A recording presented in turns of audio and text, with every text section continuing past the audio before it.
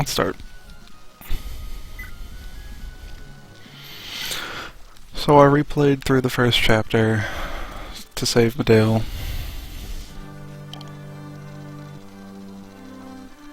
And, level up's probably different.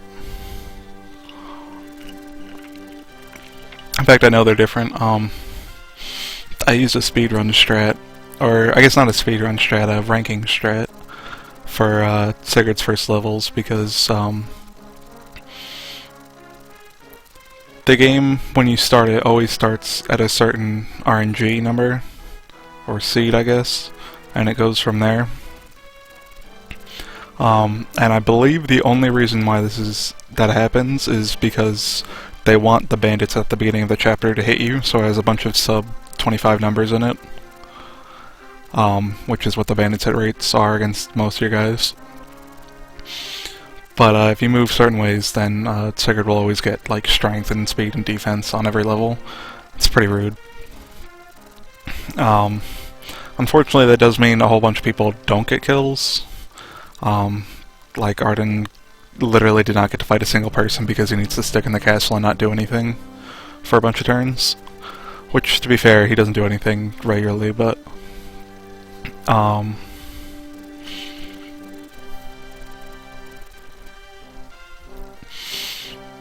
yeah, Medale didn't die. I didn't rush him to his death brutally. I feel stupid for it.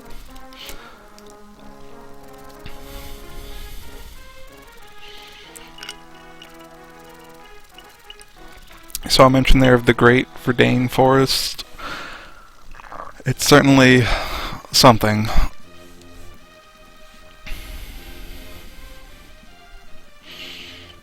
Maybe not great.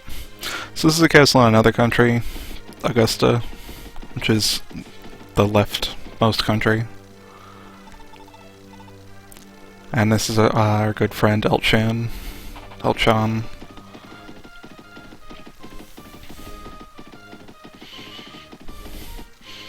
This is Evans, which is what the last castle we captured last time. Also, I didn't show off whatever it's called, in Battle Talk, but Elchan, Sigurd, and Tren were buddies in military high school, or whatever the hell they want to call it.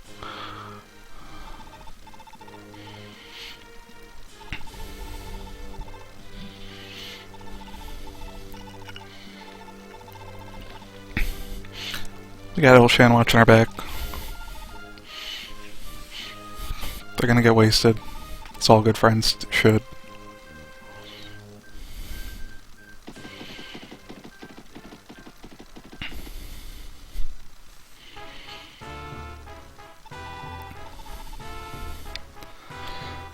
Here's another character who's being blackmailed and has a regularly sized nose, so she's gonna join our team.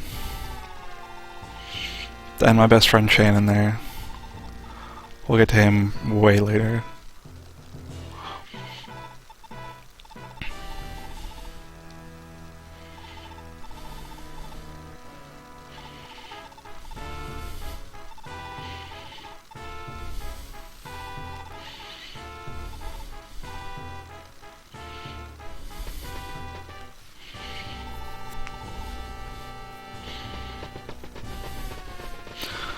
So this first fight's interesting because the boss isn't gonna sit on top of a castle and wait for you to come to him. He's going at you and he leaves some scrub in charge of the castle.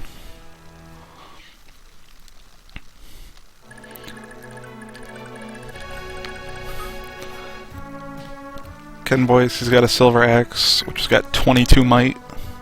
It's pretty strong.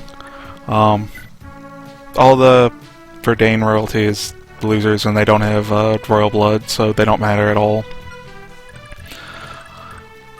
Ira here might be joining us, who knows. She's a Myrmidon basically. She's got the holy blood of Odo, and she's got Astra, which they call Meteor Sword,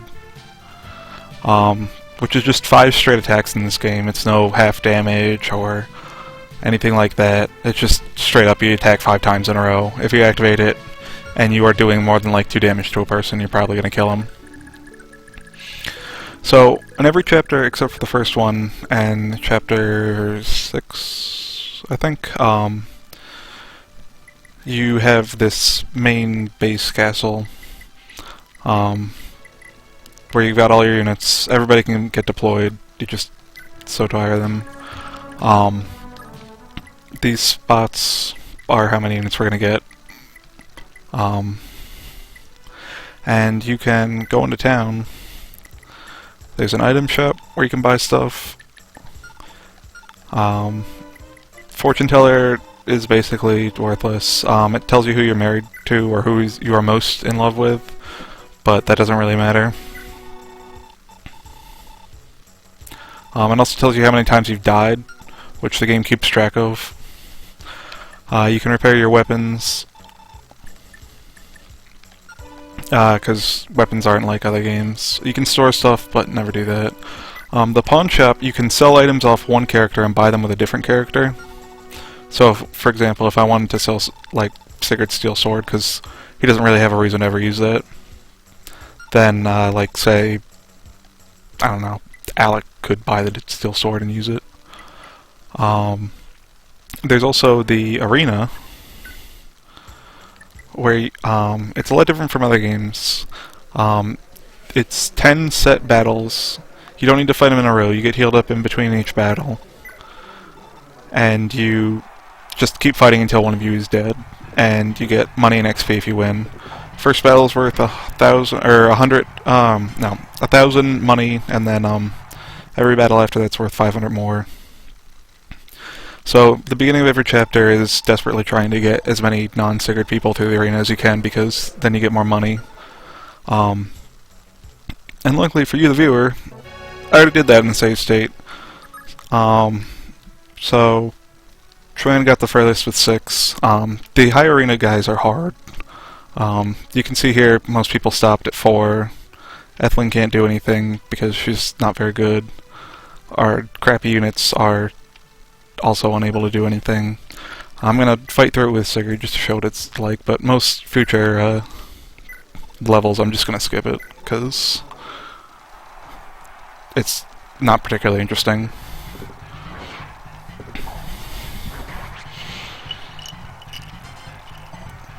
Also because the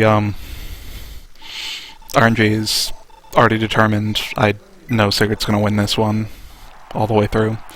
One thing you can do with this, if you're playing on a emulator, or I guess you could do it on the console, because you can make a save at the start of every one of your turns, is you can leave somebody crappy like Arden back in the castle, and just have him repeatedly do arena fights to burn random numbers.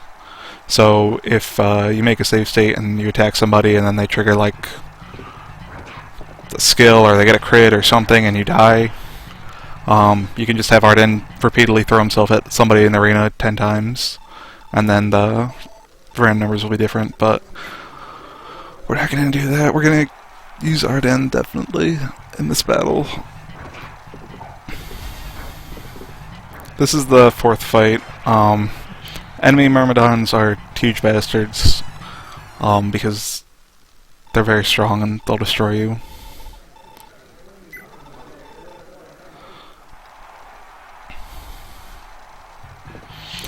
Also, this guy's got about 1,000,000 hit points, so he's hard to kill for everybody who could get past the Myrmidon with a lance. This guy's got an axe to mess him up.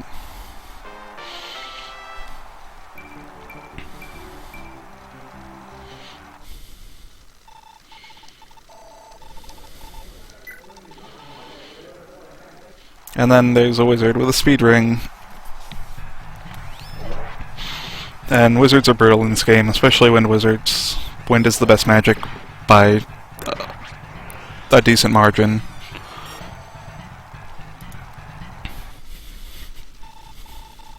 Because it's the good guy magic.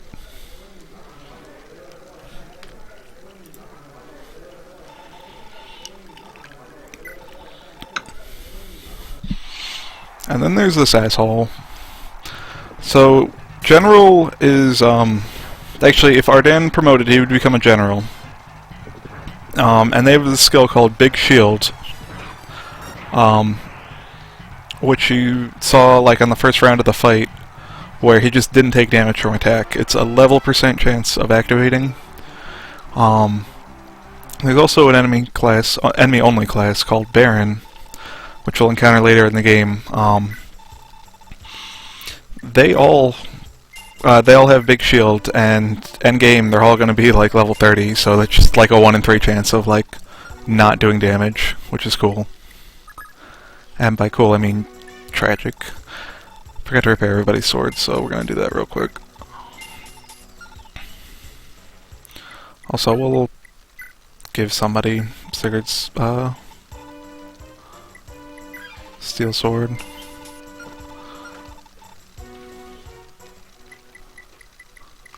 I also bought Lex a steel axe, which is like an iron axe, but just better in every way. Specifically the hit people way.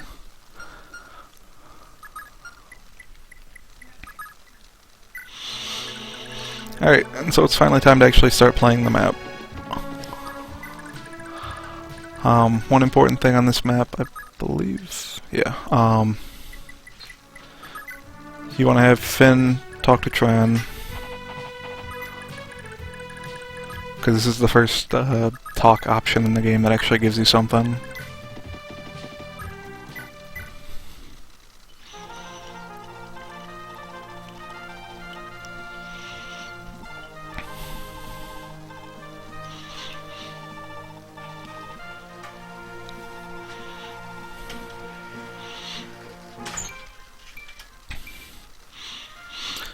Based off that, you'd think you'd get a lance from that, but no, it's just stat boosts. But really, who can complain about getting +1 strength and defense, and also skill, I guess, but mostly strength and defense.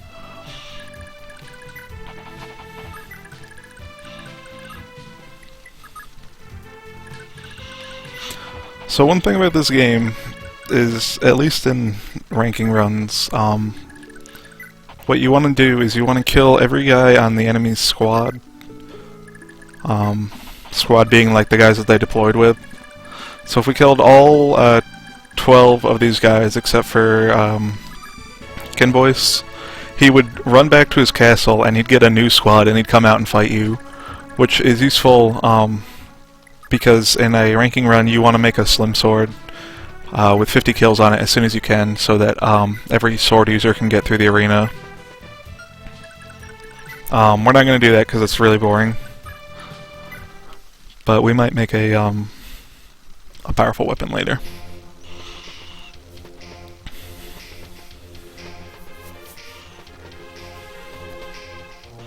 Also, Kinboyce has got a hand axe that he'll drop when he dies. So we want to get the kill on him with Lex because he's the only person who can use that.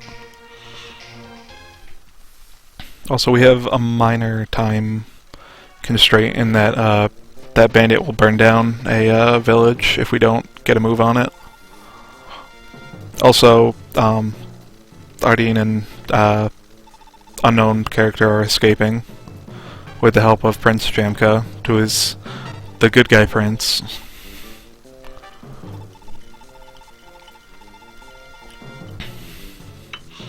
However, he's tragically choosing not to join us right now, which would have been pretty nice.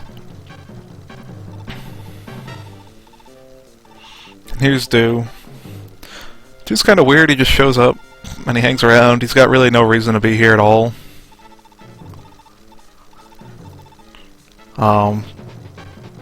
And he's really bad. Like, I think his stats might be decent, but him as a unit he's bad. He's not good. Thieves are unique in that they, when they attack somebody, they steal all their money that the other guy has. This applies to both you and the enemy. So enemy thieves can cause tragedy if they just swipe 50,000 gold off one of your characters.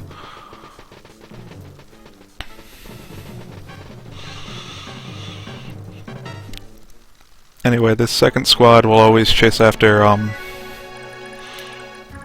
these two, and they will murder them. I believe Ardeen definitely dies in one hit. She's got 28 hit points and 1 defense. Oh no, these guys only have 20 attack. This guy, he's got 29 attack though, so he will murder her in 1 hit. She's dead if this guy catches up to her. Who's due? 3 strength. At level 5, Sigurd started with 14 strength, just for reference. I mean, I know he's promoted, but it's bad. The weird thing about it, too, is that he just knows Soul. Or Solar Sword, I guess they call it in this one. Which is just, you get as many hit points back as you do in damage. All the sword skills are really good in this game. He also jacks money, and he gets half price on stuff in stores. The other thing about these is that they have the ability to just dump money on people, which is pretty cool. And you can use that to alleviate some money issues. But they're just gonna book it because they don't want to die. Normally what I do is I send Dew to that village and then I have him hide on a forest, because the only person who gets a hit rate on him when he's in the forest is the captain, and it's only like a 3% chance, and I think he can survive 1 hit. The captain's got 29 attack. No, he can't. Yes, he can, because he's got a sword, so... Wait, no. The weapon triangle doesn't work that way in this game. Let's see, let's actually check attack ranges. But if he levels up once, which he can do, then he'll be able to probably survive as long as he gets a hit point or something. But I'm not going to do that, because if it doesn't work out, then you gotta reload so that you don't lose. And that's boring.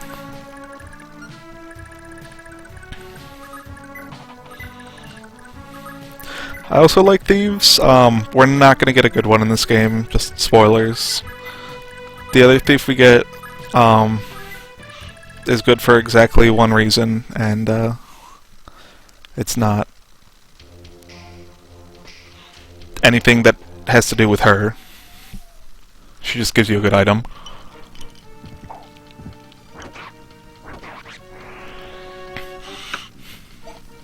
Oh yeah, when I was starting this, or redoing the first chapter, I remembered to actually go into the option menus and, like, look at things. So, enemies now move faster, which is good. And we autosave on the beginning of every turn, just in case I make, like, a massive mistake and I forget to make a save state. There's also an option to change the difficulty of the game, but that's really a lie. It really just changes the targeting priority of enemies. From right now, they just kind of attack randomly. Like, not completely randomly. Like, if they think they can get a kill, I think they try and go for it.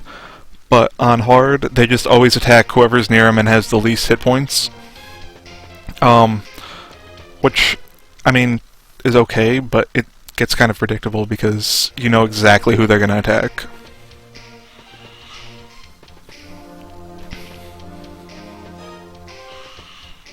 So we're going to play on normal.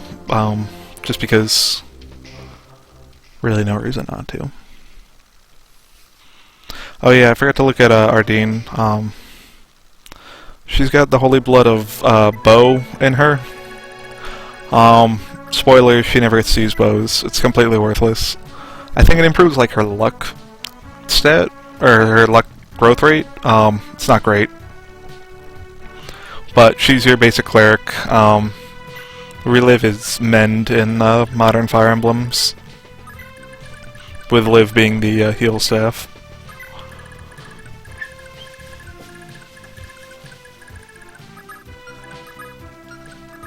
I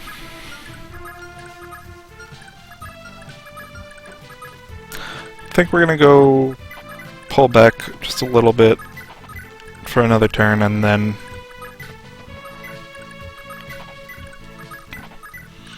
try and take out this army in one turn.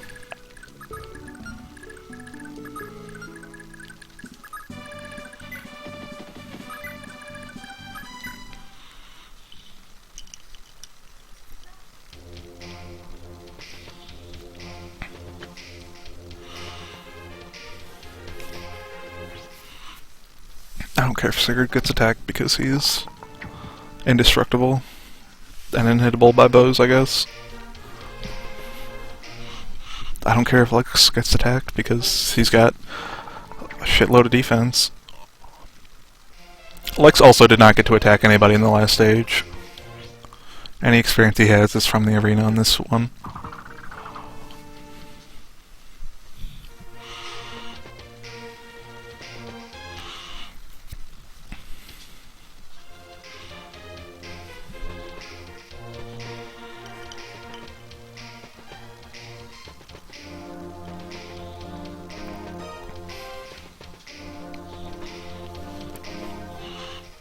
Kinda looks like they're gaining on us, but that's just because we have stepped off the roads and they have stepped onto them.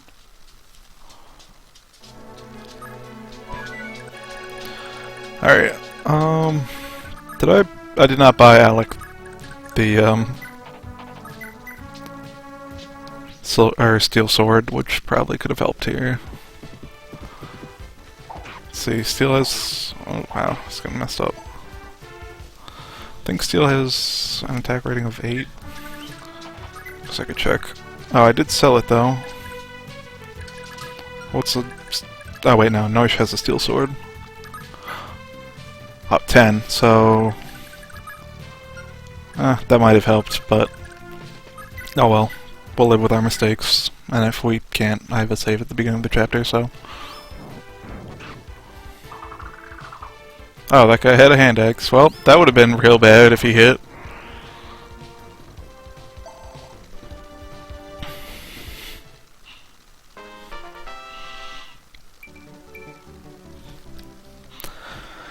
Zell got the only 2 stats that matter to him. He needs speed to double with his pursuit that he has, and he needs magic to be able to do damage. Here comes an Ardan attack. I mean, defense is nice. He promotes into a class that can use swords, but you never would. Like, there's really no reason to ever do that.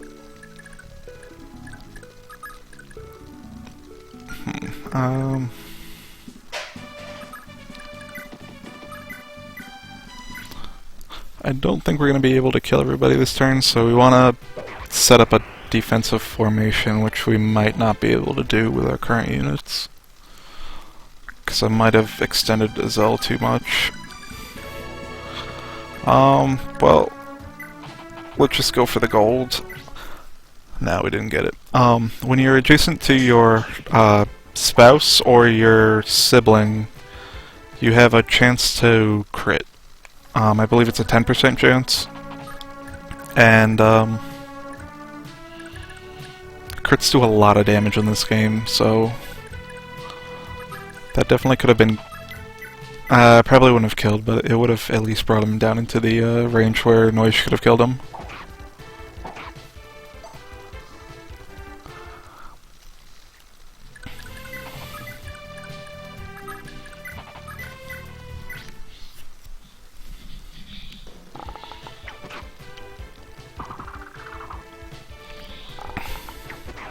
Dale also got some pretty good level ups last chapter. He got a bunch of strength and defense. I think on his 3 levels that he got defense on 2 of them and strength on 2 of them. Then maybe some speed.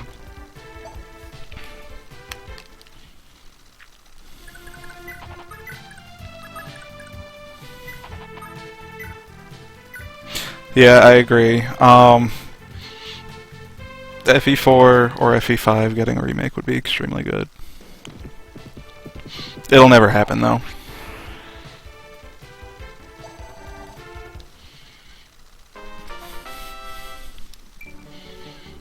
Nice level.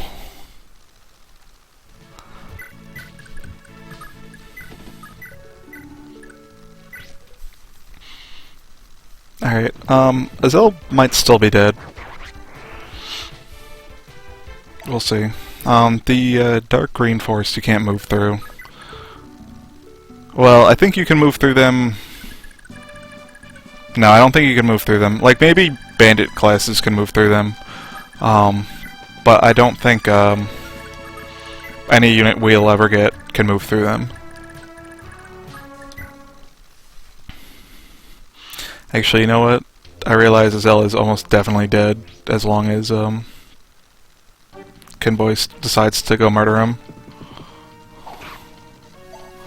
In fact, Lex might die too if everybody decides to attack him, which it looks like they're gonna do.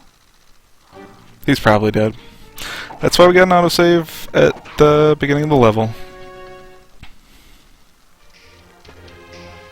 Or beginning of the turn, not the level. That'd be real bad if I started from the beginning of the entire level. Well, maybe he'll just dodge these attacks. Nah, rip. Okay. This is the true Fire Emblem experience right here.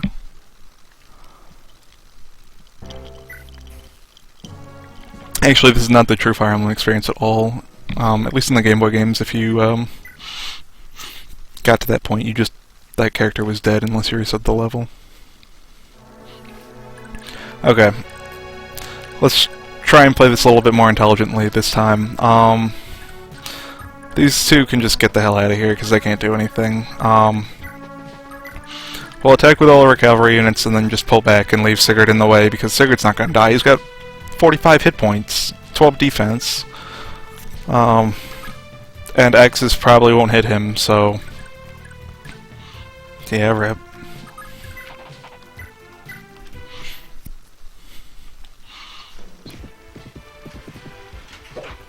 The secret is that I'm actually bad at this video game, and perhaps all video games.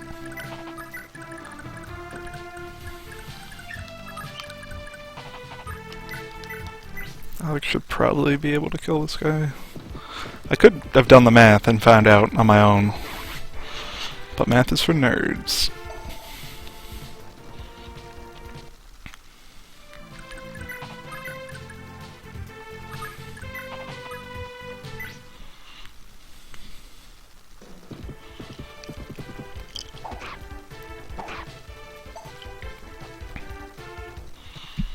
I'll just heal Noish with Ethlin.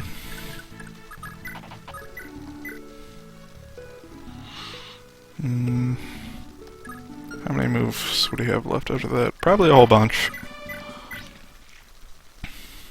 I think he can take it. Oh, and he dodged. If only he did that the first time. Nah, we couldn't have gotten there in one turn.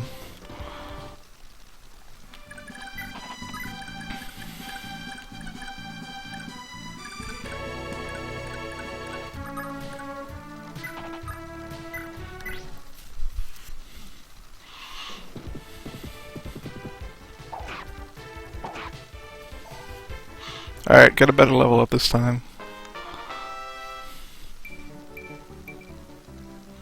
Well, can't complain about that. Well, I guess you can. Speed really does not matter at all on Lex.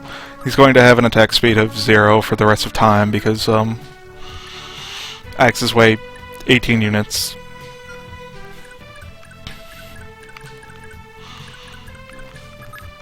But maybe someday he'll, not get double attacked because he gains speed?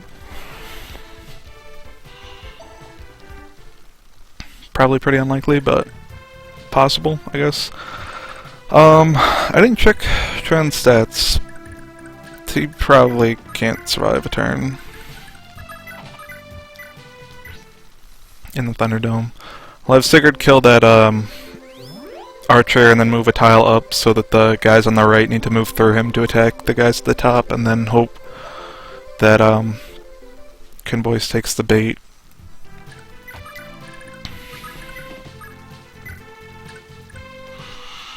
Also, all the other people take the bait. Sigurd is really good.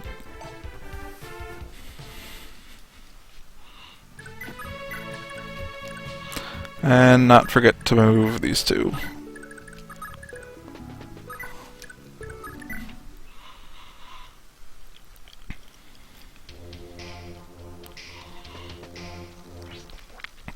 Oh, they're going straight for him anyway. Oh yeah, Lex has the ambush ability, which means that if he's under half hit points, then he will always go first. That's Vantage in more recent Fire Emblems. That works with Wrath in this game. Wrath being I think Wrath in this game is just a guaranteed crit as long as you're under half hit points. Oh, whoops! I accidentally hit the speed forward button. Don't die, Lex. Nice dodge.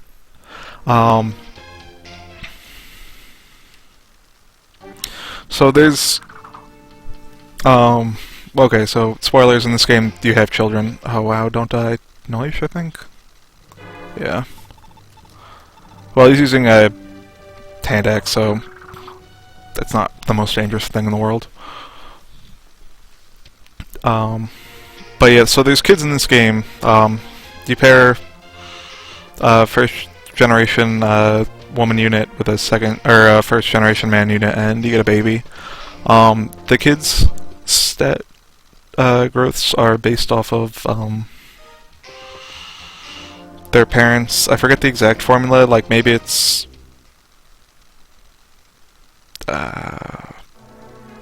I think it's more based off of. There's 2 kids for each mother, and I think the male unit usually inherits more stat growths from the female parent, and vice versa for female. But both kids get all of the skills that their parents know that are citizen skills, not soldier skills. So, for example, if Duke gets married, he'll pass down Solar Sword and Bargain. But he won't pass down Steel because it's just an intrinsic part of being the Thief class. So your main goals when pairing people, which you don't know at all about before it happens. So really your goals in a second generation is to have units that know Pursuit, because Pursuit is the best skill in the game, pretty much, hands down. And try and have kids that don't have incredibly messed up growths. So, Ardeen is the first female unit we can pair. She has a Bow Knight son and a Cleric daughter. Her daughter is basically impossible to mess up. Her son is not good. He will never amount to much. That's because Ardeen does not have any skills at all to pass down to her son. So there's really 3 dads I guess the game tells you to do. There's what's his name? Medale, obviously. He gives Pursuit. Oh wait. Okay, never mind.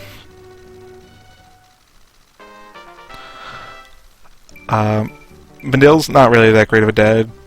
And also, the way you pair people up with this game is you just have them sit next to each other. And then eventually they get married and have kids, just like in real life. Will Sigurd kill this guy with a silver sword? He will attack twice for 22 damage. Yeah, that's a kill. Okay, I actually don't want to kill. He will attack... Does Finn have Pursuit? Yeah, he has Pursuit. What is his speed? His speed is 0. His speed is also 0, so who has a lower 0? -3 versus -2. Okay, go for it, Finn. Actually, wait, he's not using the... No, he is using the Silver Axe, because he would switch to that if he was attacked at 1 range, obviously, because the AI is a cheater. Okay, so we've got a 56% chance twice to do 11 damage. Yeah, Ardeen's kids are kind of bad. The other 2 fated husbands are Azelle, which is a bad choice because her daughter is going to be good no matter what, and her son can't use magic at all. There's no magic bows in this game or anything like that. What is my hit chance against you? 68. That's not great.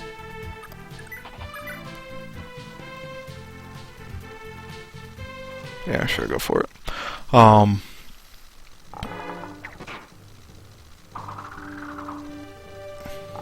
actually, Medill might kill him here, because he's just going to repeatedly activate charge.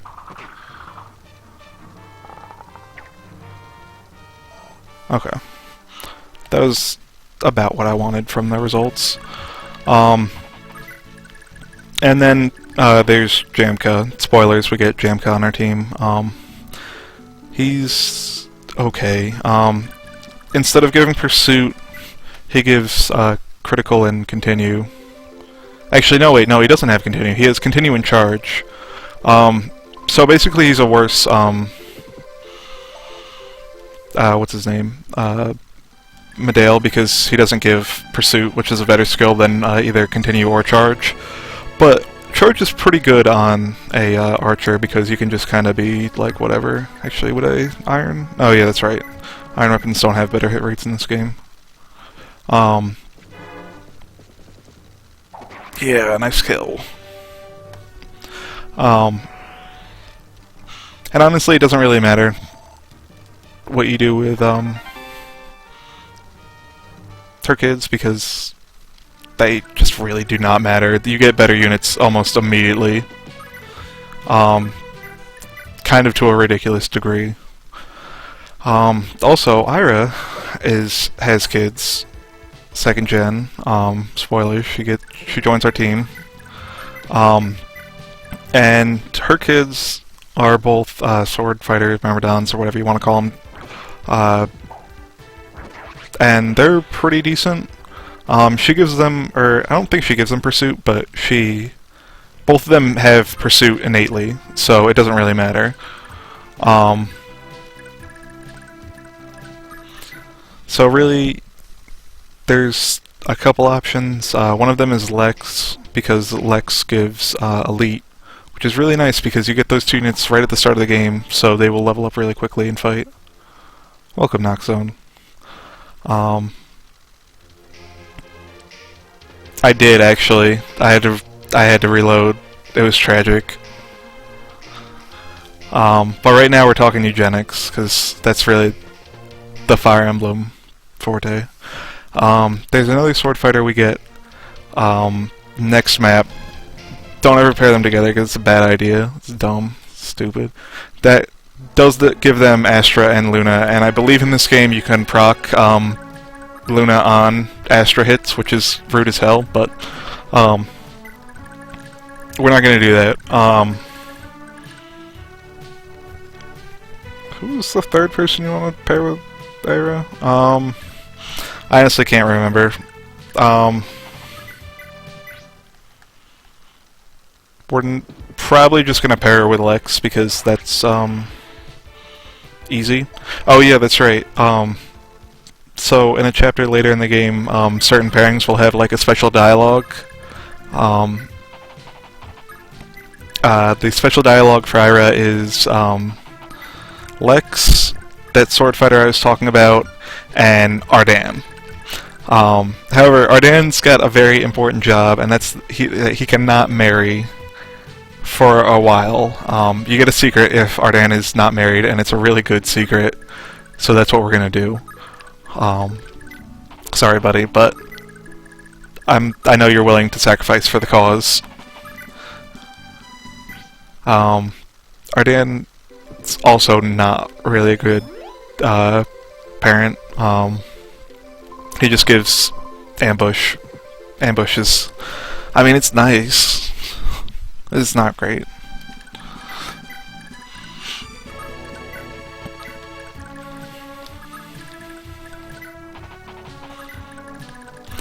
So now that we killed all those guys, our next goal is to capture Genoa.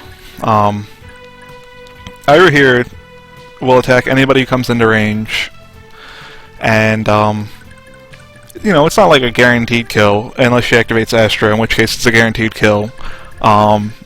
Actually, maybe. Let's see. She's got 23 attack against Sigurd's 12 defense. So that's 11 damage. Yeah, that's a guaranteed kill even against Sigurd. So you want to bait her out. There's really two characters people pick for that. It's either Lex, because he has high defense, or Alec, because he has high, or he doesn't have high anything, but he's got negate or Nihil or whatever they call it, which would stop her from activating Astra at all.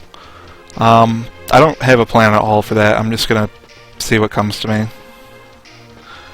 And then after you bait her out, you need to capture the castle and then talk to her with Sigurd. One small saving grace, I guess, is that after you capture the castle, she doesn't try and fight your units as long as they aren't in her way. She just runs straight back towards the castle. However, you need to pull her away from the castle because she will attack Sigurd even after you capture the castle.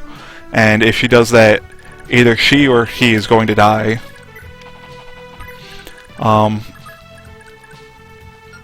And you don't want that to happen. So, here's her attack range. Here's the attack range of this guy. We'll see if we can bait out one of those guys. Or all of them. Lex needs more hit points.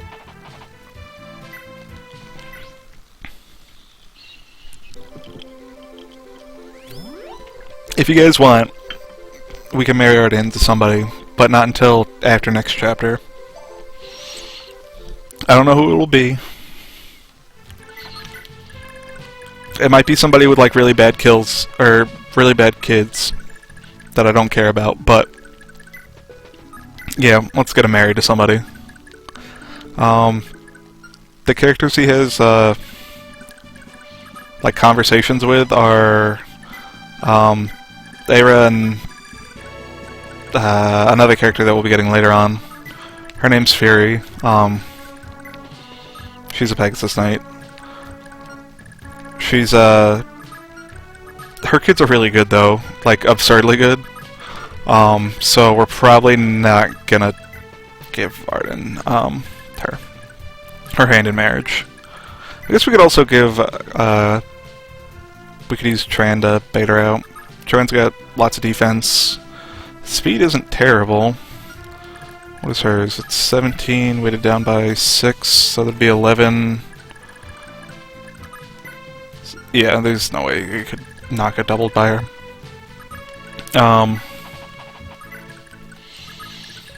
We'll figure something out. Also, we're leaving Dew on that force just so we can get a hit in. Get a tiny bit of EXP. There are ways to, like, strategies, I guess, to do a whole bunch of EXP. Like later in the game, there's this chapter where a bunch of pirates show up and they, I mean, they all have axes, so Dew has a chance to fight them at least. Dew's probably gonna not get above level 10, but we'll try and get him some levels. I did not move him close enough. This bandit's slowly burning down that town. I don't think that town gives you any... Oh, here she comes. I don't think that town gives you any items that are really necessary. I thought I healed Lex to full. Oh. Okay. That's not great. Now we could always send in Arden to stop her. This 13 defense. Let's actually look at her stats. She's got 23 attack, and she'll attack at least twice against most of our units, because she has an attack speed of 11.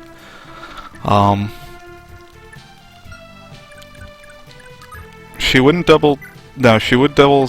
No, she wouldn't double Sigurd as long as he's got his sword equipped, because, he'd have an attack speed of 12. But that means he'd kill her. And that's bad. We could go and try and seize the castle this turn. If we just killed like one of these bandits. Well, let's make a safe state and just try getting these bandits out of our way and then blocking Ira's path, because I don't think she attacks your units if you capture the castle, just Sigurd. In fact, we can actually stop her from even getting close to the castle, so... And Sigurd probably can kill this boss in one round.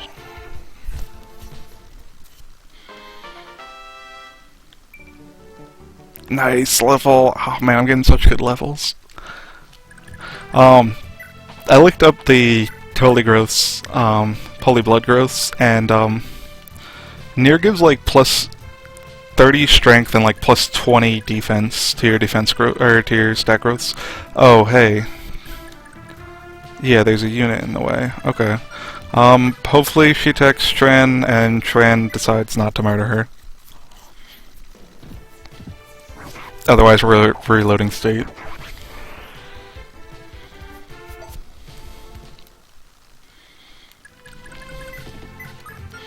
Guess I could throw Alec in there. Where is he?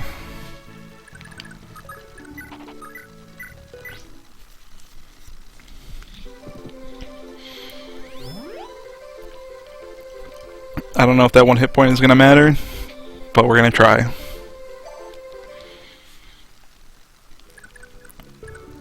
We're also gonna move. I kind of want Ethlyn to be where Dean is. This conversation also gives something, so it's important.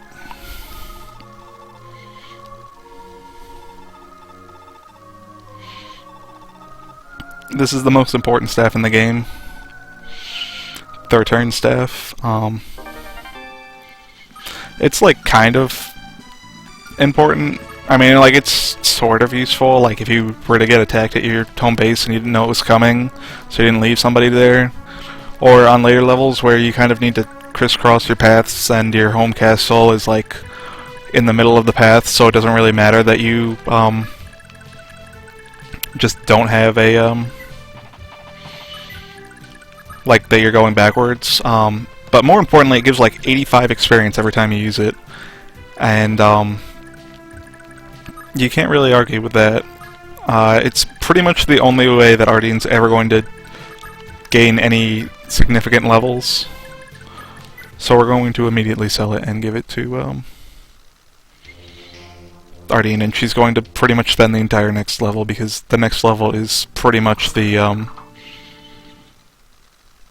I guess the definition of you need to have a horse to be usable on this level. The bandits don't attack Do because they have literally 0% chance to hit him here. The captain has a very minor percent chance to hit him, so he will try to attack at some point. Azel has a conversation with Ardine here. Oh nice. Alright, just don't murder him, please.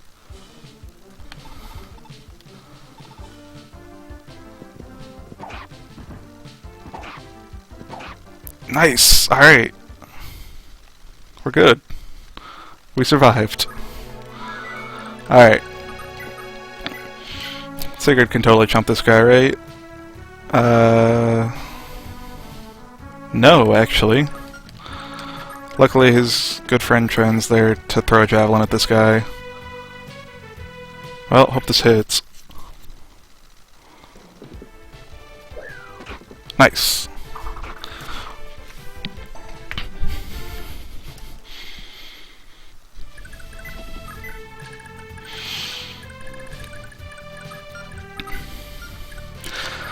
No, I need Ira's kids to like be usable, because they're like your only combat units for a good portion of the first gen.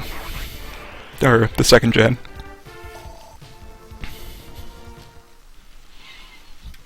Oh yeah, I didn't show this off last time, but every unit has like an army that they're assigned to. all the guys in that first wave and the guys defending the castle, but not Ira, are assigned to this castle. So when we seize the castle, they just disappear. And we're saving small children locked up in dungeons.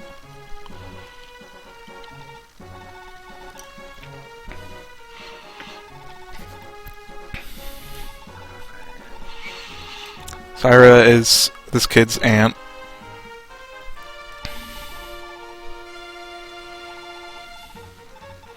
And he's the Prince of the Kingdom of Isaac. Reminder, Isaac is the country that our entire military is off invading at the beginning of this game. I guess, I don't know, they kind of make it sound ambiguous, but Isaac is very firmly a good guy nation, so I assume that it is a unjust invasion.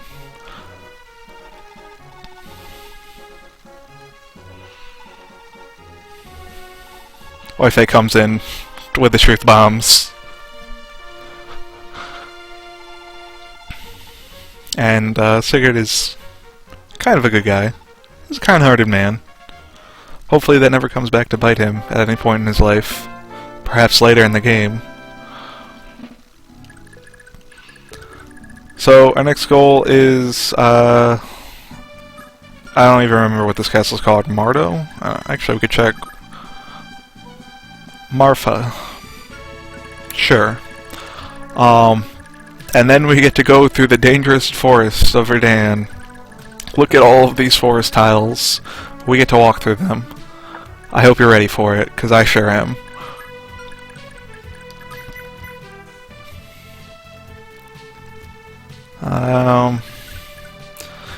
Yeah, Zell's got a conversation with Ardeen. I guess I can show it off, but we're not gonna actually do it on this save because they're not getting married. This gives 100 love points. You need 500 love points to get married. You get 5 per turn for standing next to somebody. And there's this really weird mechanic that nobody really understands. I mean, some people understand it, but nobody who's, like, leaves their basement understands it. They call it the jealousy mechanic, where if you have 2 female units standing next to a male unit, then there's a certain priority, and the character on the highest on the list gets all of the love points that they would gain from standing next to each other, or from being on the same map. That's the other thing is certain units get love points from being near each other on the map, or not near each other, but just like being deployed on the map at the same time for the first 50 turns. And yeah, maps in this game can take upwards of 50 turns. It's quite something. So it means you get all of them. So if like you know how to manipulate that, then you can get a whole bunch of points that way. If you know how to do that, you're either a speedrunner or a person with a lot of time. I guess I shouldn't really make jokes about that, considering the friendship list that I've compiled, but that's for a different game, and way more important. I never actually had Ardan go into that village. She is going to do that because the warp staff is kind of expensive to repair, and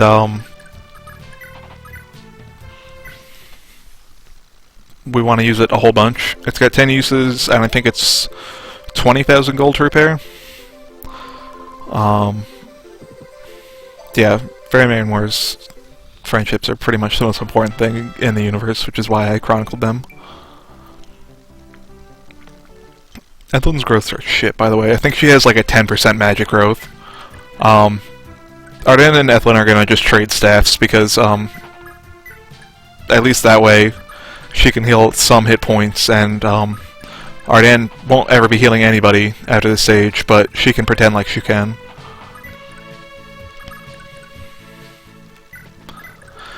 Ooh. Yeah, that was a bad decision. Oh, good thing we made a safe state in the middle of last turn. I don't know, maybe she'll dodge. Or maybe they'll try and fight the fighty units. Nah, they're definitely gonna try and kill her. Or not. Good on them. Villages give 20 evasion, just like forests, so... Nope, here we go. Alright, dodge it. Oh wait, I won't even kill her if it hits. Who cares? More XP for Ethlyn to get.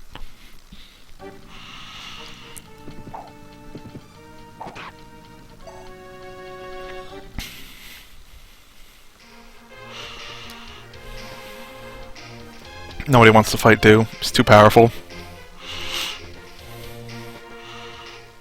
Or maybe nobody really understands that Du is like an actual target to fight.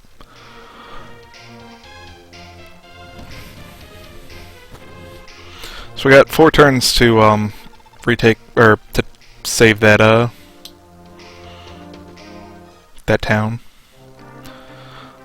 Oh, but oh no! The message at the beginning of the mission saying leave somebody to defend your castle was right, because Augusta's gonna invade Granbell for whatever reason. And this one guy, he's like out. He's like, nah, I'm not gonna fight 12 dudes.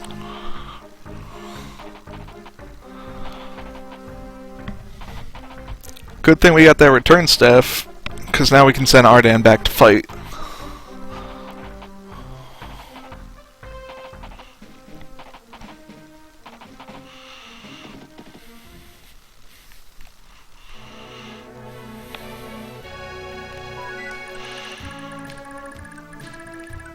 So, here are these guys. They all have steel lances, which mean they have -6 attack rank. Are they assigned to this castle? No. They're actually assigned to a castle that's not on this map. I don't think that ever happens in this game other than here.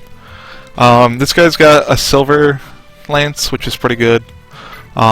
He's a massive loser, though, with no holy blood, so it doesn't matter. But I had a good feeling that we'll be okay if we just ignore that army. Kind of because Elshan said at the beginning that he'd watch our ass, so I believe in him.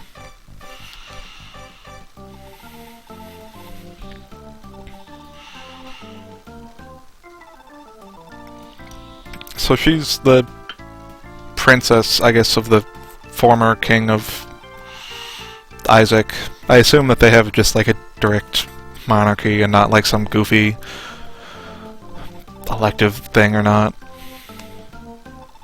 I don't know. Isaac is very much the Irish, or well, it's sort of the Irish country in this game, so maybe they have Tanistry, but I doubt it. And yeah, they definitely don't, because Shannon's the crown prince and he's like 6.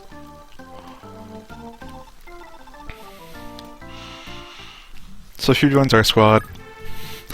This is Iron Blade, I guess they call him in later games, which means it's heavier, but it does more damage, and it's also really inaccurate, but luckily she's got high skill and high speed. She's got Odo Blood, which means she gains a lot of skill. There's another unit with Odo Blood, that's that Swordmaster I was talking about before, and if those two get married, then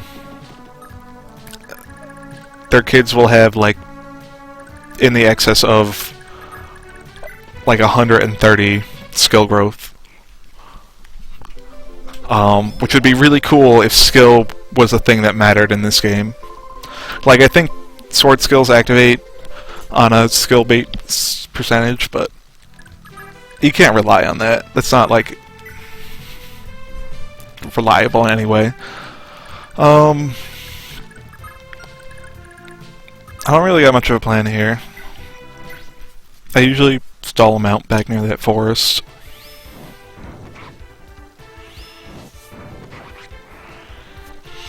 And then I just have Sigurd mop them up on the way through. This gives our guys a chance to actually gain experience, though, so... Magic is good, defense is okay.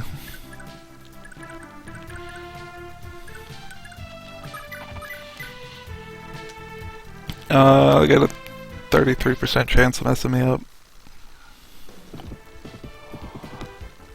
I really hope they don't. They did. Whatever. Can only be attacked by the captain and one guy with this guy, so whatever. Here comes the do attack. He's finally gonna do it. He's gonna fight. Oh, and he triggered Solar Sword. Too bad he's not missing any hit points. So we just robbed this guy. All enemies have their own money. Here's the guy we just robbed. Usually the leader of the packs have more money. Usually it's like 1,000 on each guy, and then 5,000 on the captain. I guess this captain is just poor because Verdine has got no export other than Axeman and nothing really worth having.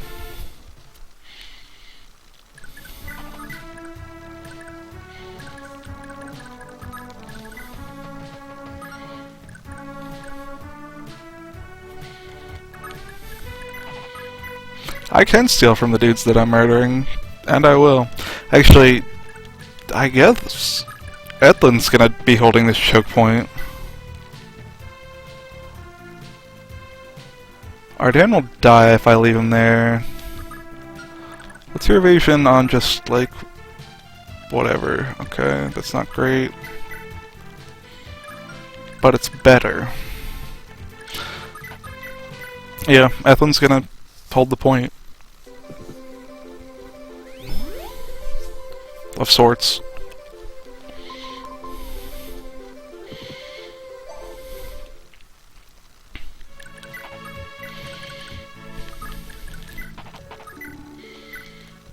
Mostly on the back of swords being really good.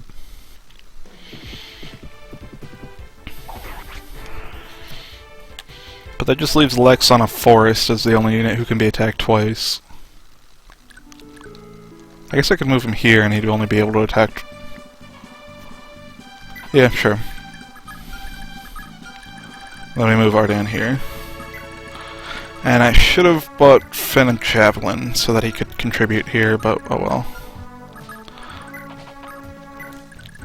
We don't want Finn to get married to anybody because he comes back in the 2nd gen, and if you get him married then he gives his kids all of his weapons, but spoilers, there's no male unit in the 2nd generation that uses lances that he can be a father to, so all of his lances just disappear and he just comes back with an iron one. So we're not going to do that.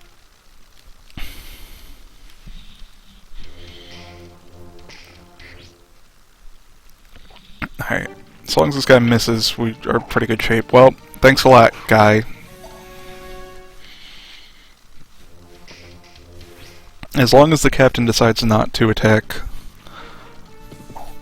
Ethlin, we're in pretty good shape. Oh no, Noish, don't do this. Don't get crits.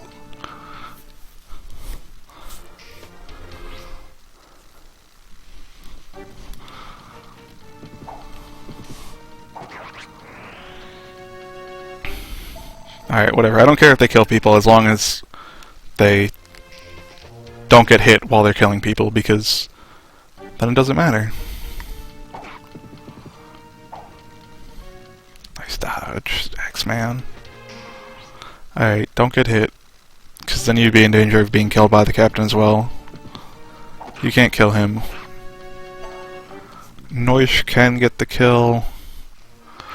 The captain will probably go after either Alec or Ethlin. That other X-Men's not going to do anything because he can't fight Do. Oh, he's going after Do. Okay, sweet. So, even when the enemy initiates the attack, you still steal their money, so thanks for the cash, buddy.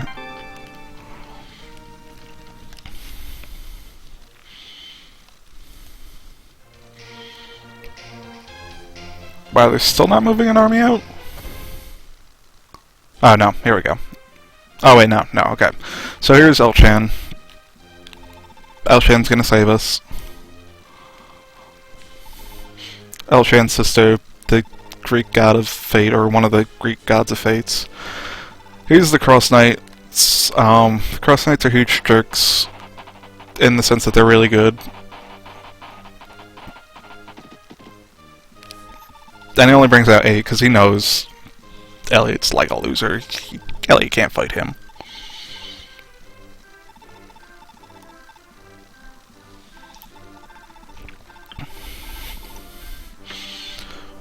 So, another thing that isn't really brought up very much, or not really explained very well, is that the King of Augusta is really old, and while he's keeping the peace, his son's kind of a piece of shit. And it's like, yeah, totally, go invade him, whatever. So Elshan is kind of like the only guy who's like, yeah, maybe we shouldn't be huge assholes. So here's the Cross Knights versus this guy's Knights. You might notice the Cross Knights are infinitely better and will completely destroy this guy. I don't even think it's statistically possible.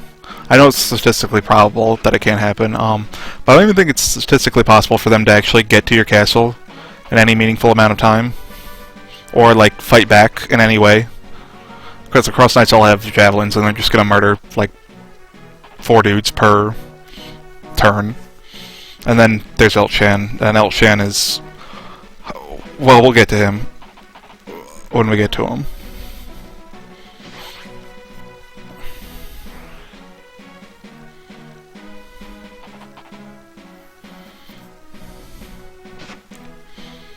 I mean, even the Cross Knights can mess up Elliot.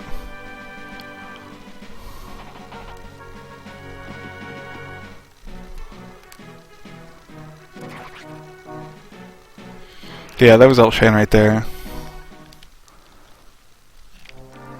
I think...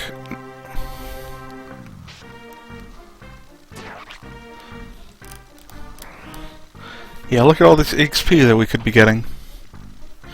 I actually don't know if you can get, like, if you can even fight these guys. This game totally has, like, invisible borders that you can't cross before you capture certain castles, and also just sometimes you can't cross them. Like, we could not go past that knight that was in the way before, if we tried, and I doubt we could still go over there now. And these guys are really not going to be able to get anywhere. Though I guess we could have left Arda in there and he could have gotten a little bit of XP.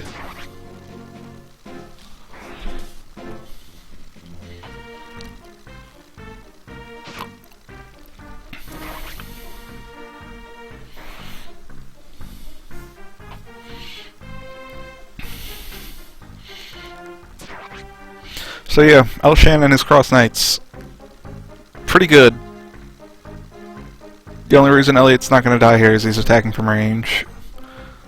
And Elshan's only got 1 sword. Well, I guess he's making a break for it. Maybe we could attack somebody with him.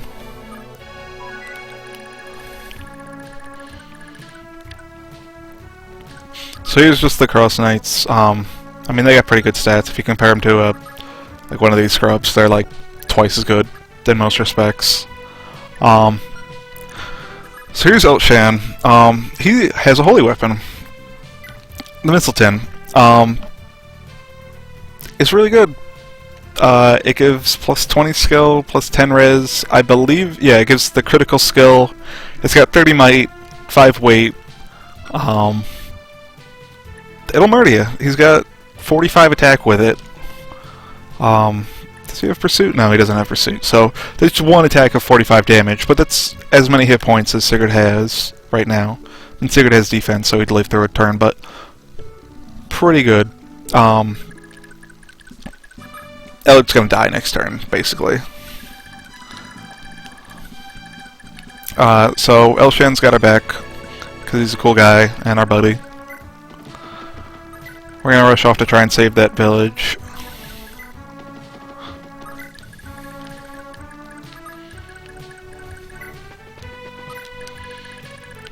And try and clean up here.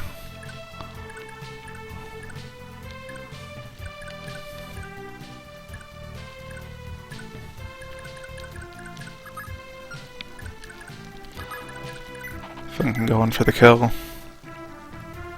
Yeah, he's got enough hit points to not die.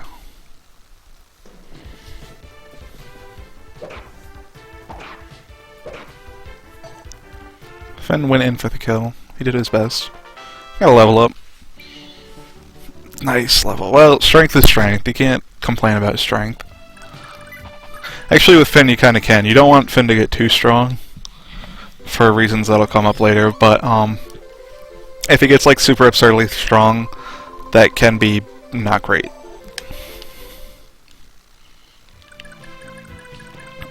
Alright, let's see. This guy's got 1 hit point, so Dew can kill him. This guy's got 4 hit points, so Ethlon can kill him.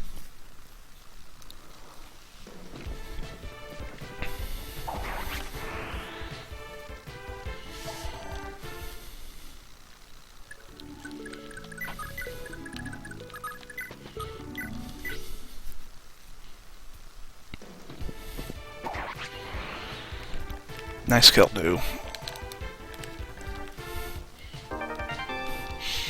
And take the money off the Dew guy's body. See, Alec can kill this guy.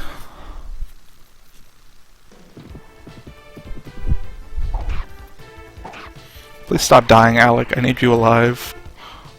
I guess I don't really need you alive. You're not getting married to anybody.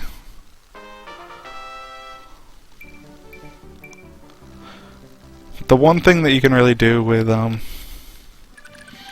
Nile or Negate or whatever they want to call it in this game is that it works on flying units to negate because it negates crits and special skills, and flying units are like they just get crit by any attack. But not by any attack, by any flying attack.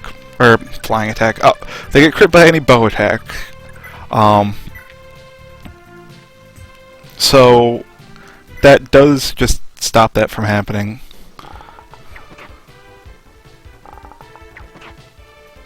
Wait, what? I thought he had a hand axe.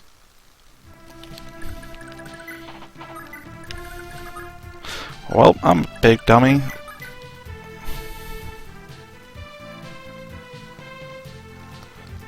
Well, I'm a big dummy. Well, there you go.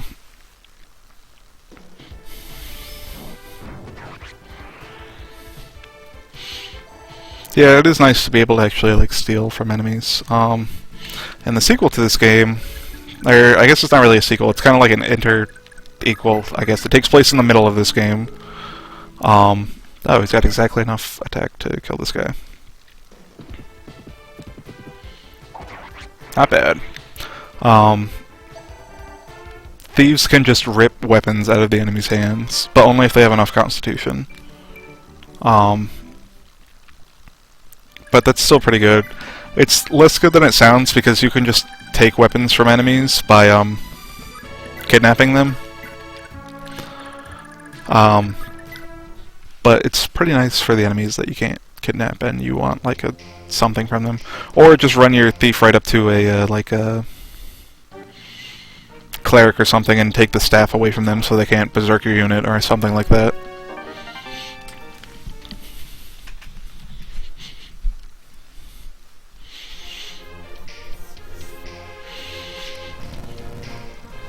The town's looking pretty not great.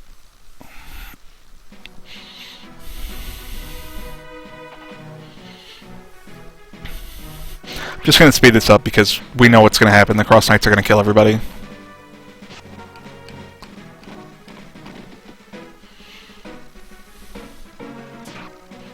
Oh, I thought Elshan had battle dialogue here. And then they pull a Fire Emblem Fates where getting hit by the super ultimate mega sword of death will, they're just kinda like, oh well, everybody retreat.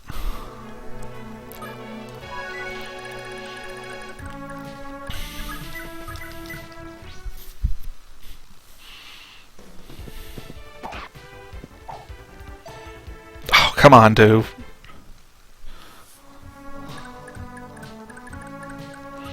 Well, might as well get my slow units some XP.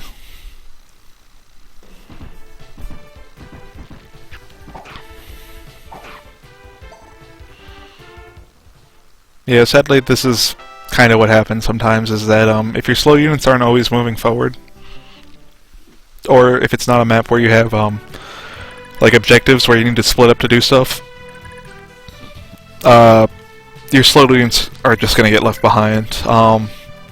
It isn't too bad on this map because I need to bring Ardeen up to do things anyway. To recruit a certain somebody.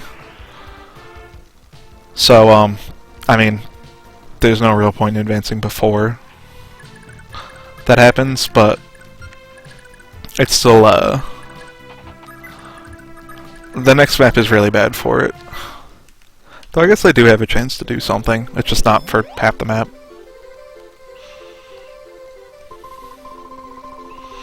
Wish I could turn off cleric animations like in other Fire Emblems. Actually, can I do that? Can I just change real all map? I have no idea what any of these options mean. Well, let's try turning it to all real. Oh no. Okay, so okay, yeah, okay, I can turn off some animations. Oh yeah, the thing about villages is we don't have one. Anime is real, and it is the map by which I guide my life. These villages have they give you plus 20 evasion, which is pretty sweet. But if they're half burned, I don't think they give you any evasion at all. And Tran is not really feeling the save the village bug in his body right now. He's just kind of like, one attack's enough.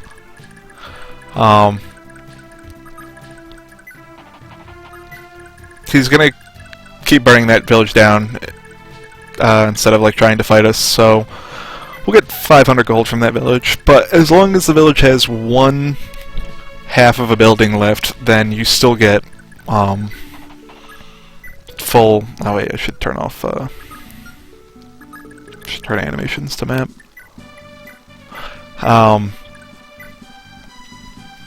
Then you get any reward that you would have gotten from it, like any item, of which there's a couple. Alright, there we go.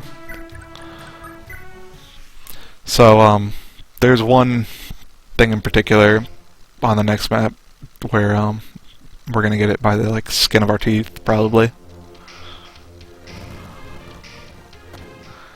Hey man, if we save at least one person, that's one person that isn't dead, and maybe that person's Mozu, and she's gonna come back and, like, personally stop or start the invasion of Hoshido, with only her bow at her back. You don't know who that one person could be. Or maybe that one person's just like an old guy who's like, hey, take this ring. It'll give you plus 5 defense. I don't think you actually get the defense ring from a village.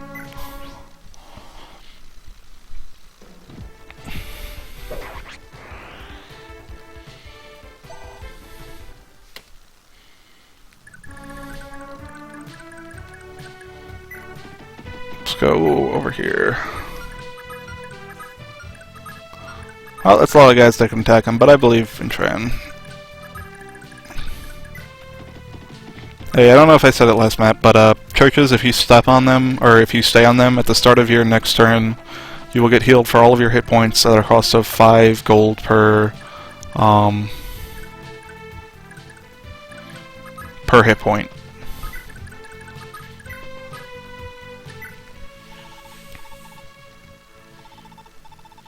Yeah, Ken Voice, that he sure was a bad guy.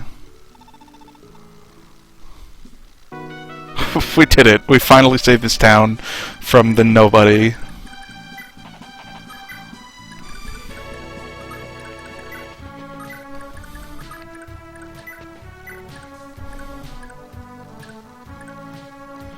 Yeah, the churches probably do need money because they're just like in the middle of nowhere.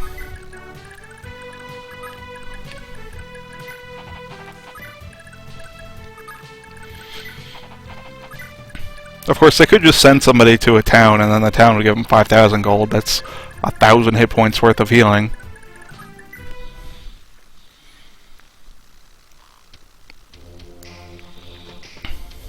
I don't really use churches too much because healing XP is XP that could go to staff units who very desperately need it.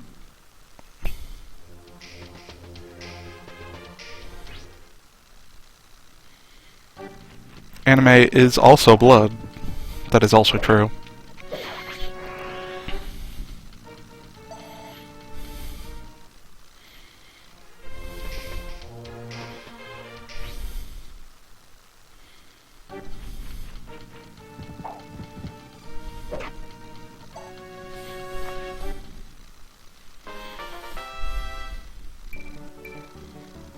Nice level.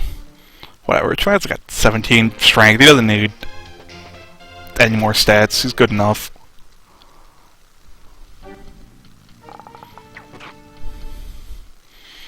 Take 2 more arrows, of which that's how many they got, and only one of them could actually get to him, so...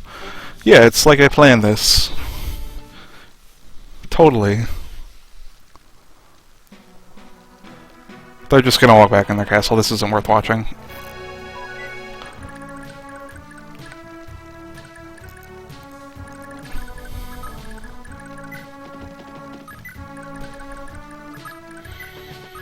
She's not going to visit town because she's got her own source of income, and that source of income is mad dollar bills on the arena circuit.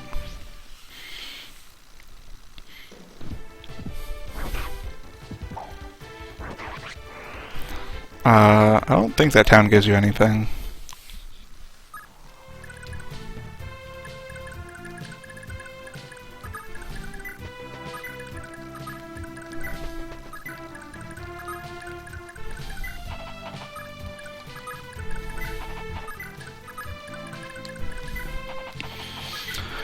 Bring all of our units along.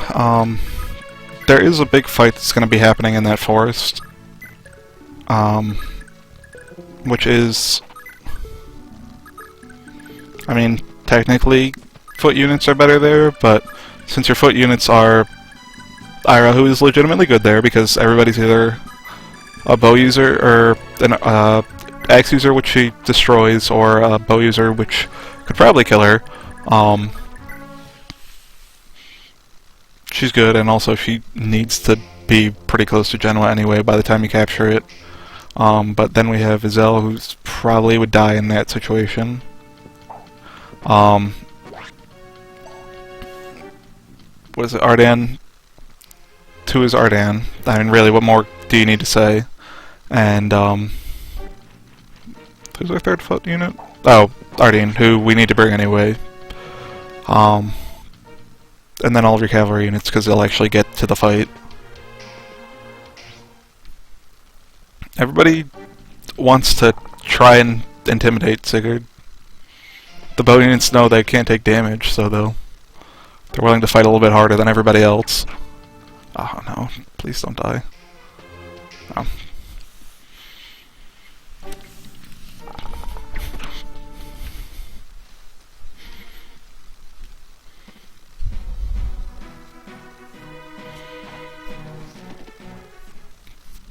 And that was the end that we'll hear of that castle, this map.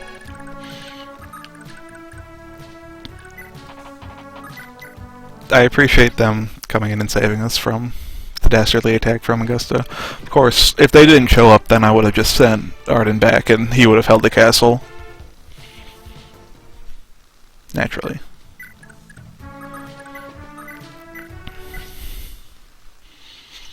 Don't think she can get the kill here, but can leave her next to Lex to start getting love points. The other person Lex is a good husband for. I mean, Lex is a pretty good husband for anybody because he passes down Neir blood, which is really good stat gains, and elite, which is a really good skill. But the one unit in particular I'm thinking of is a unit who's got kids that have trouble getting lots of EXP.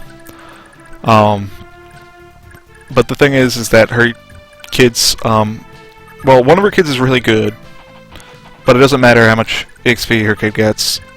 And then her other kid is almost completely pointless. It doesn't matter at all. But if you want to get lots of experience on them to get your experience rate up at the end of the game, at least it's not a bad thing to have on them.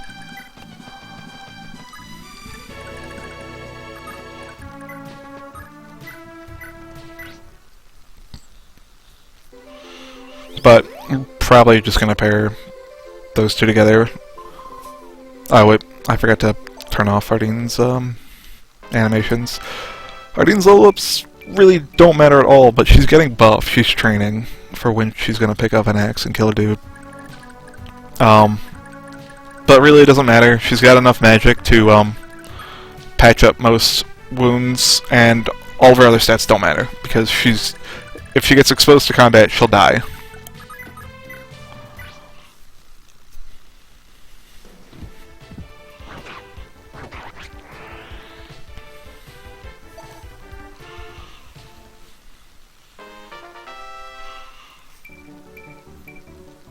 Sigurd is gonna keep gaining strength until he hits his cap, whatever his cap is. He's gonna ram right into it.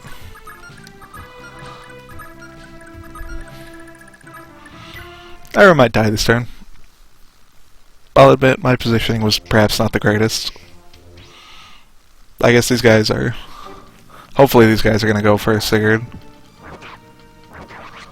Do a whole 8 damage to him. And he just counters for all of your hit points.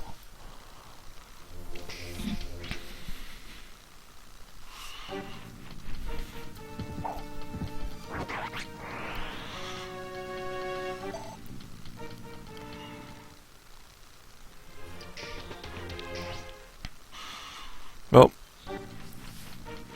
27% chance to lose.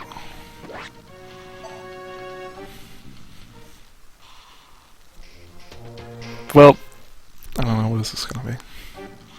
50% chance to lose. Nice. Good dodge.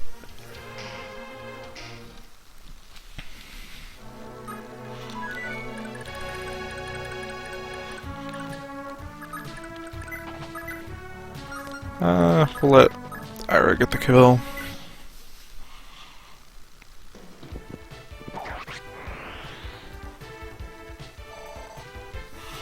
Not enough to... Yeah, that was all planned. I looked forward in the RNG. Actually, secretly, all of my moves have been planned from the start. I've got a list of the RNG here, and I've just been making choices based off that. So I knew those attacks wouldn't hit. Yes! Making good use of those. Double XP levels.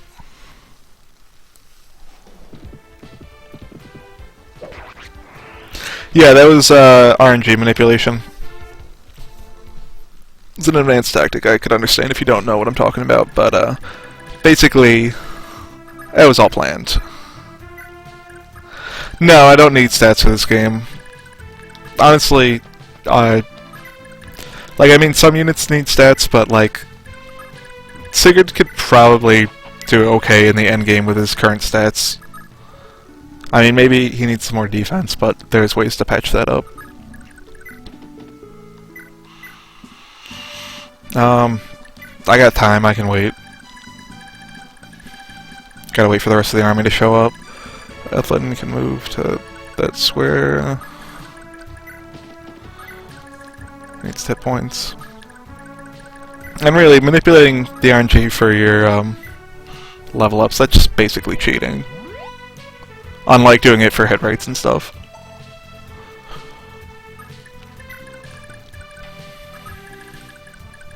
Okay, Medil has boss dialogue. I'll see if I can get it.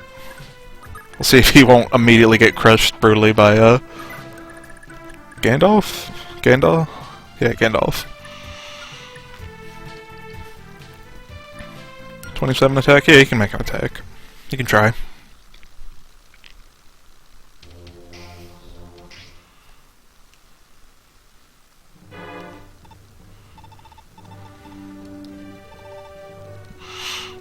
Gandalf's got a hard life. Got some good early success in the invasion of Granville, and then it just all kind of falls apart.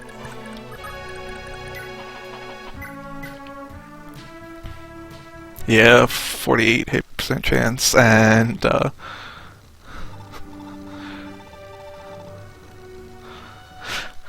Medale actually has a chance of dying here if he's unlucky with his own skill procs. Oh, no, okay, we're good. If Gandalf missed and Medale activated charge because he'd have more hit points than Gandalf, and then hit, and then activated charge again because he'd still have more hit points because Gandalf would have 10, and then Gandalf would have another chance to throw his axe at Medale and then kill him. So that would have been funny. And my second reload.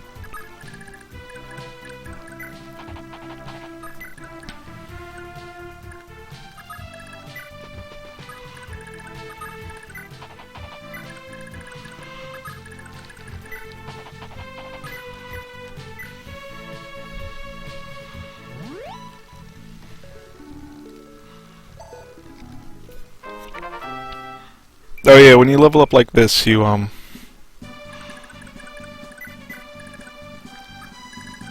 you don't get the whole stat screen. But that's okay. Evelyn got defense, really. That's a good stat to gain. If you had to gain one stat...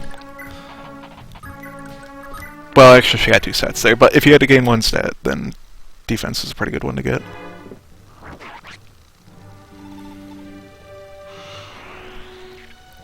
So that's two of the princes of Verdane dead. Spoilers, we're gonna kidnap the third. Well, kidnap, I guess. We're gonna convince the third to just leave his country behind, and it's never brought up again. So this is, Deidre right there.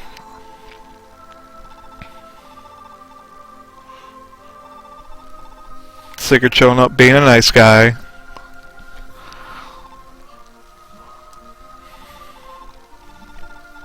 Though I guess it's kind of warranted in this situation.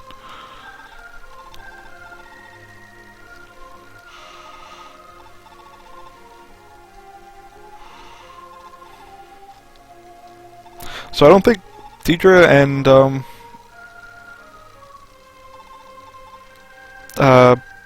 Ardeen ever talk again in this game, so I guess once she has a choice of who to talk to, Ardeen is like, nah, I won't talk to her.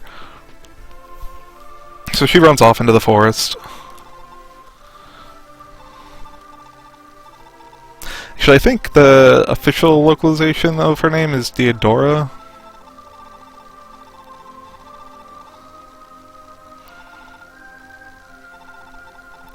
Sigurd, being the goony goon that he is, immediately falls in love with a pretty girl. Strictly forbidden from being associating with men. Catastrophe will befall us that is ever violated. Sigurd doesn't give a shit.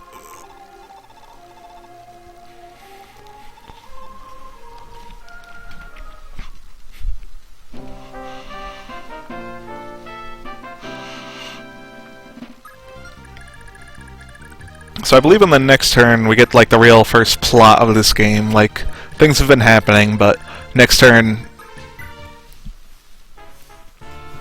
the main plot of the game will happen.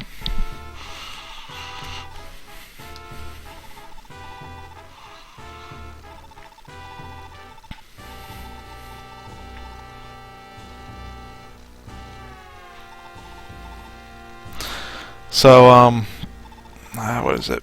Byron? I don't remember this. The king's name. The king is like, yeah, they were totally planning to strike us, but all of Granville's troops were off in some country on the other side of the world. So this sorcerer has been feeding them false information.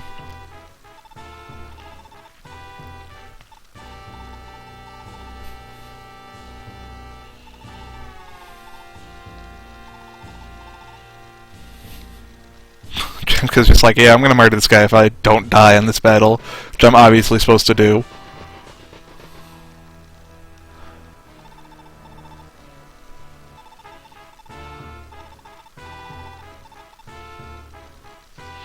There's that good old fancy racism coming into play.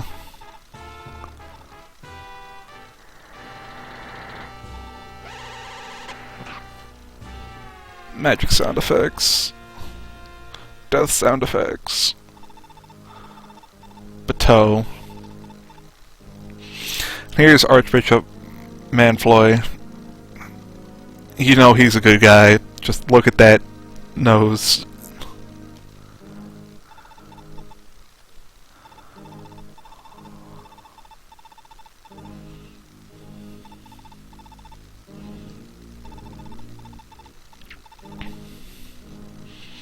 We're looking for Sigyn's daughter.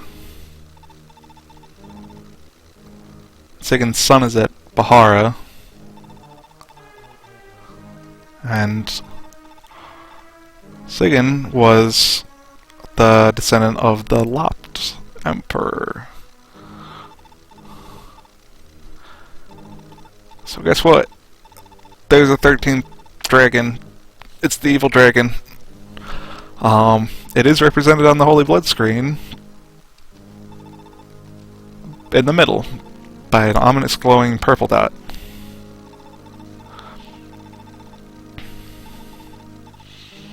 And the Evil Empire, I realized after I started that there was a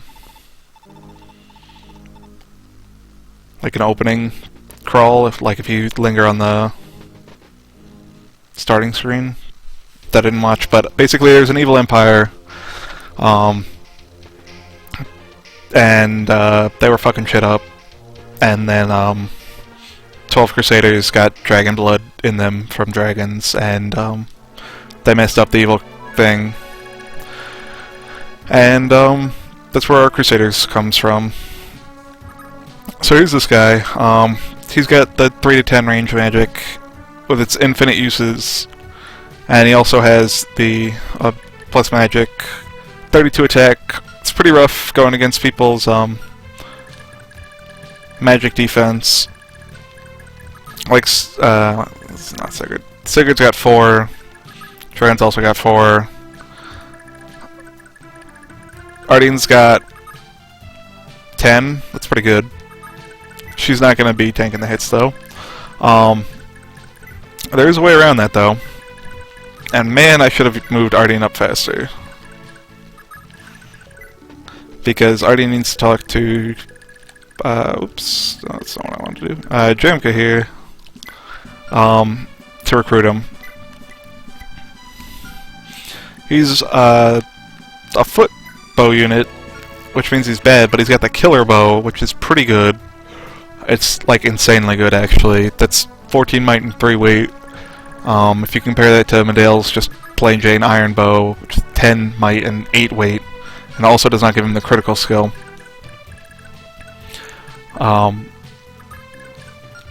So we're gonna have Ethelyn heal Sigurd. Actually, you know what? We're gonna wait for them to come to us. I've never tried this before.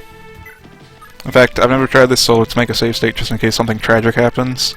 I usually just fight him in the forest, but we'll see what happens if we fight him here. So you can access the arena from anywhere, any castle.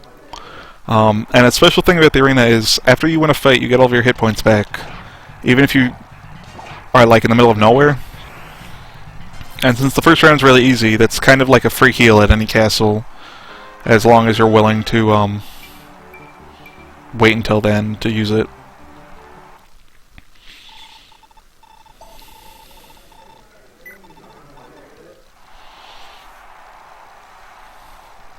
So we're gonna get as many wins in this arena as we can.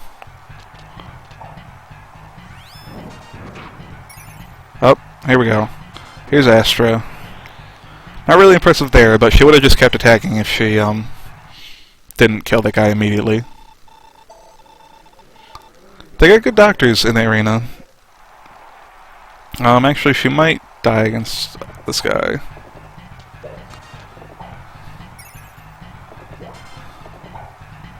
Oh my god, hit 1 hit! You have 62% chance!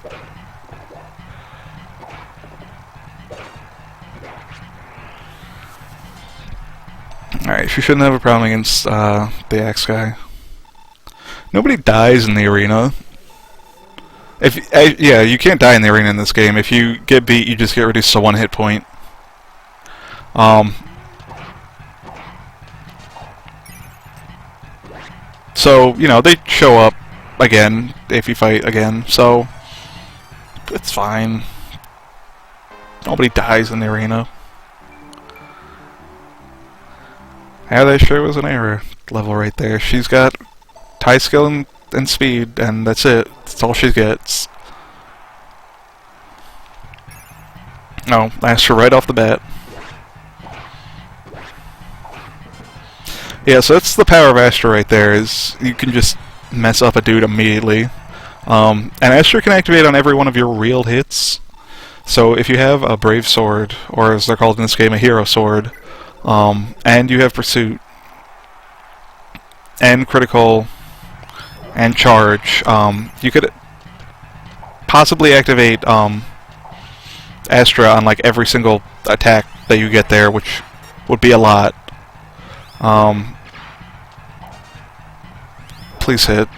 No, not like that.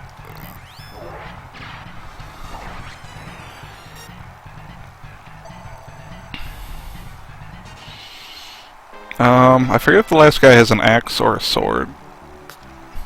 If he has a sword, we're just gonna bail, but...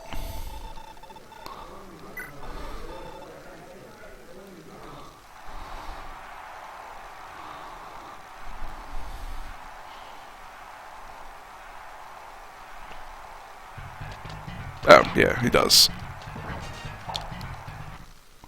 Okay, so you can just give up in the middle of a fight. You can also change your weapon mid-fight, which is important because there's very goofy ways that you can use to win in the arena. We're gonna give Ira Sigurd's old steel sword.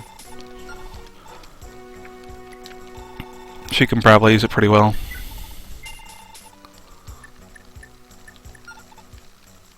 Maybe not. Who knows? Another nice thing about castles is that you get the full use of your movement after you use them. Oh, yeah, there's a conversation here.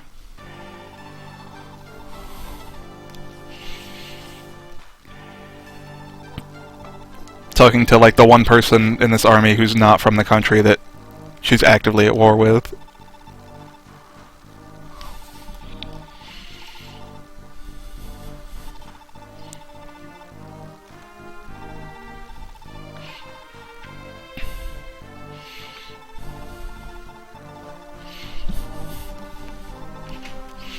Oh, and then there was somebody else who started the war.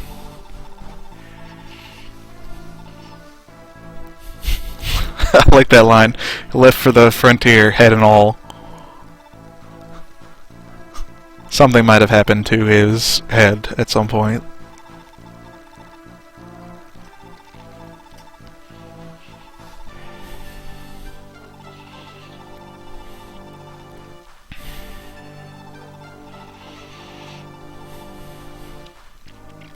You really think you should tell Sigurd because he's got a direct line to the king of the country.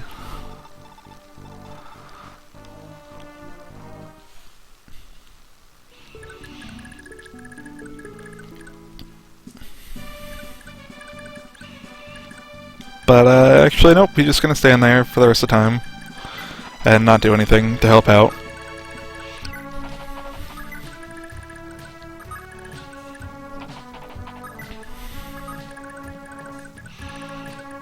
We'll send Tran down here. He can probably get some money. Oh yeah, we can also heal by putting somebody at the top of the castle. I think you get 30% of your hit points back every turn.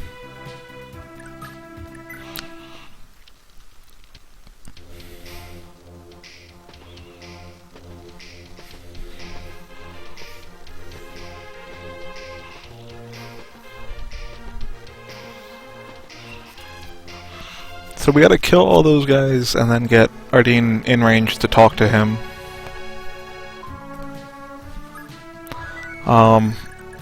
And then we're gonna fight these guys who aren't really a threat at all. Actually, that reminds me, I should send Sigurd to get the thing that I meant for him to get a while ago. which is a javelin. It's not a good weapon, but it is a weapon with 2 range. Should probably have him fix his silver sword at some point, but... Ardan can save this village. Walk into the burned remains of the village and go into the only building left standing, and then declare yourself the savior, and then they just throw all their money they got at you to make you go away.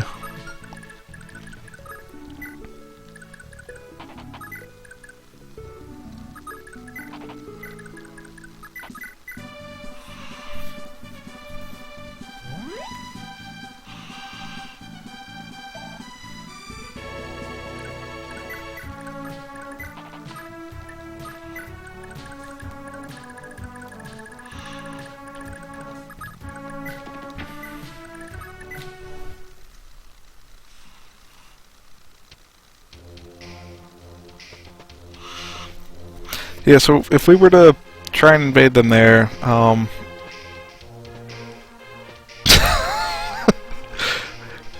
best thing about him is that his move animation is slow. Like, just walking on the map is slow.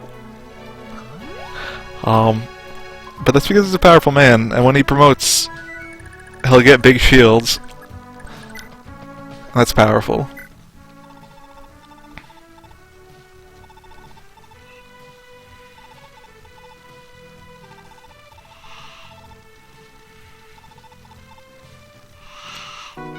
Yeah, we'll get right on the saving your kingdom thing, just like we're saving your town.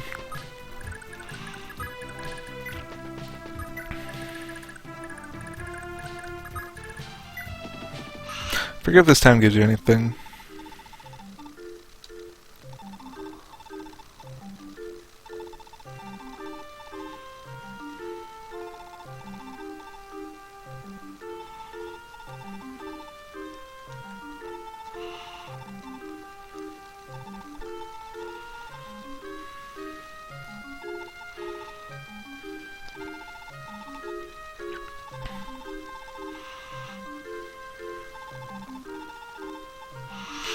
Child, 17 to 18 years old.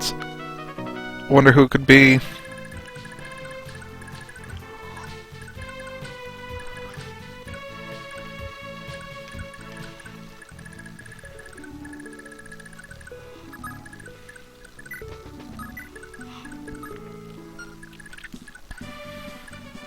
Have anybody else who needs healing?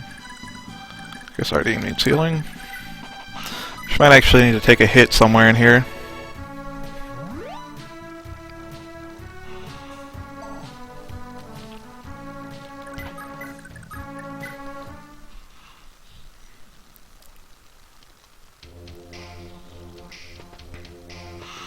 Are they just not going to come through this force? Or maybe they just don't have the movement to actually make any progress. This force sucks.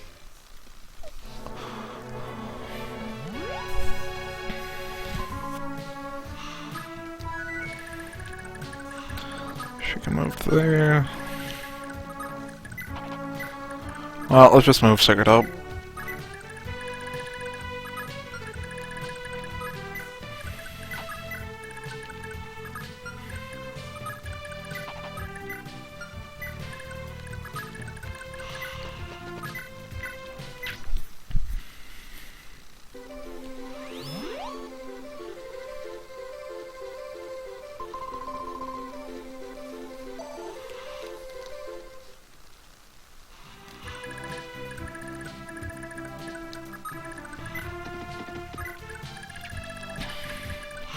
You know what? I'm gonna leave Ardan there to protect that village. Do not talk to her.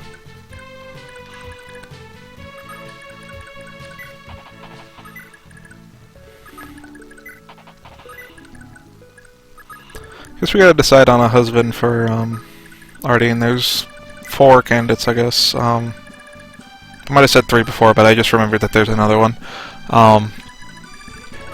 Later we get a priest, and the priest doesn't really give the kids anything from the marriage, but he does give Ardeen a staff that lets you Um, it's a rescue staff, and it works from up to 10 tiles, and that doesn't, it's not really useful on her, but there's another unit where it's really good on.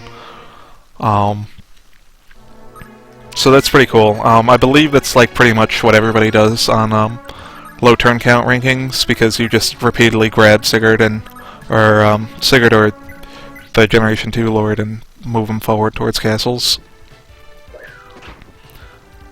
Oh sweet, Sigurd can one round these guys with a javelin.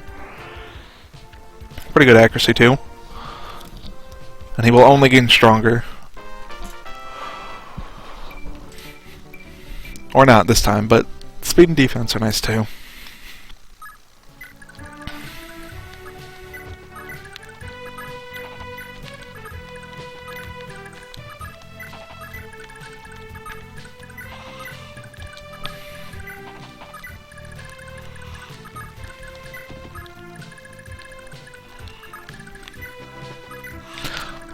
And then the other three I talked about before, I believe. Medale, Jamka, and Azel. Azel does not give her anything, and if Medale or Jamka are married to her, you get a really good bow. So it's gonna be one of those three, probably one of the bow guys, because I've got other plans for that one guy that I was talking about before. So I will let you, the chat, decide who gets married, because it doesn't matter.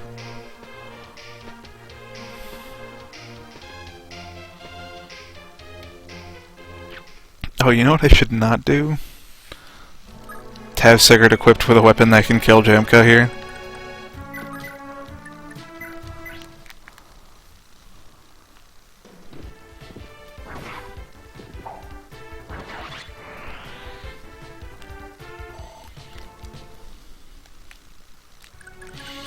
Let's actually pull back a little bit.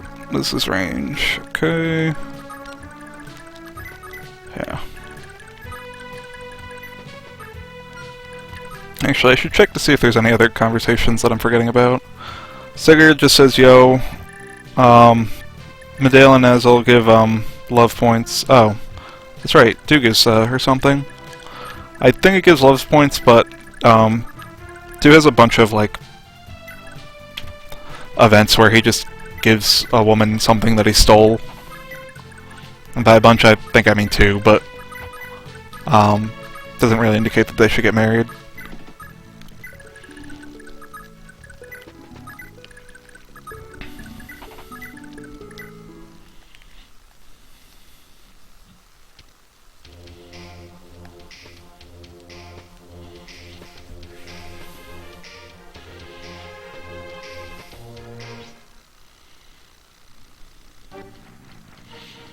Literally a 0% chance to connect here. Also, I looked it up, and I think I said last time that the weapon triangle advantage doesn't really matter in this game. That's a lie. Weapon triangle advantage gives 20% hit or evade if you have the advantage. So that's pretty good. And yet you kind of just don't notice it in this game because I don't know, I guess you just use all your units, so it doesn't really matter about having a good weapon type, and also, your units are incredibly powerful in this game, like every single one.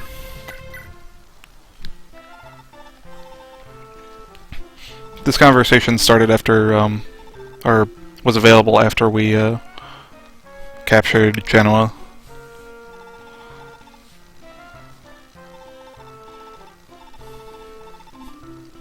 Like, Ardeen totally knows it's stolen property, but she's like, whatever, I'll use it. So the warp staff is the same as the return staff, except it lets you send people to any castle, which is slightly more useful. Do not talk.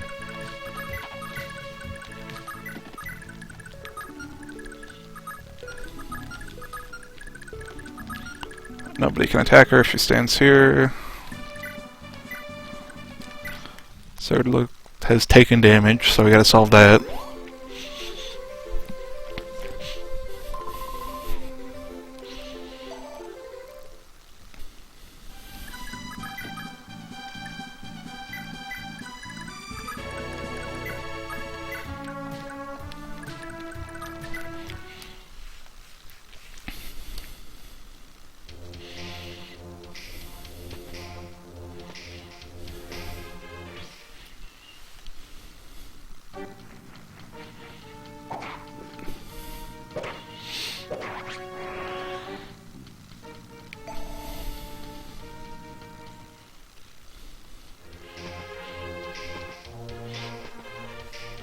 It's a good staff. She knows she's not getting any XP unless she's got a warp or a return staff.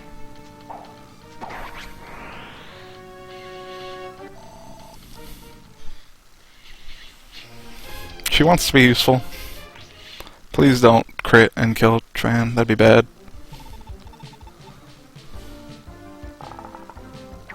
Yeah, there we go. That's just kind of the run of it. I mean, a crit won't kill Sigurd, but it'll kill pretty much everybody else. Luckily, we get an autosave at the beginning of every turn. We're on turn 24, by the way. These maps are big. Okay, so this time, we'll move everybody back, except for Sigurd. Because I don't think they can attack, this tile unless we let them.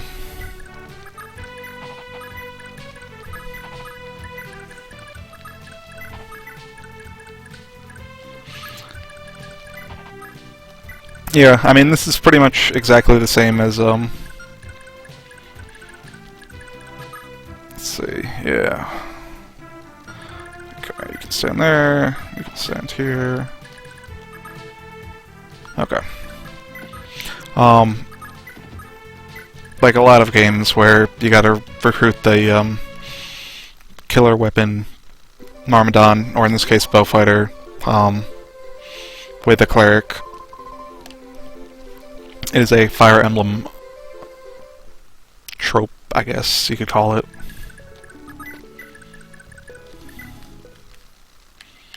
Speed this up a bit. Oh, Alex getting in on the action.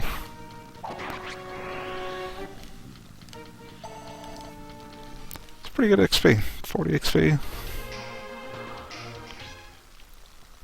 I don't think even a crit will kill Sigurd. But if he crit twice, it would. And maybe if he crit once and then did his second attack, it would. So let's get this guy on our side.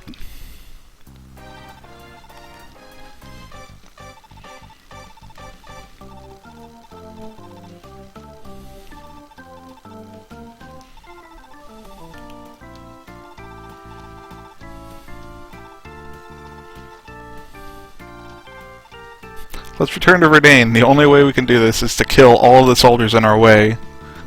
So, once we get there, your country will have 0 military. And then we could probably stop the war.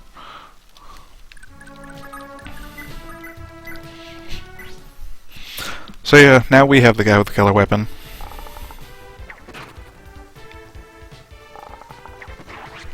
And on his first attack he gets a crit. That makes it significantly easier to get through the arena with both Jamka and Mendale, because arenas are easier for bow units in a sense, because enemy units, if they have just a one-ranged weapon and they can have a two-ranged or 1 to 2 range weapon, they will get changed to having that. And if you remember, javelins and hand axes are not good. So, if you equip a bow, you're gonna fight an easier enemy. Except sometimes, like, units get up. That was a really good level up right there.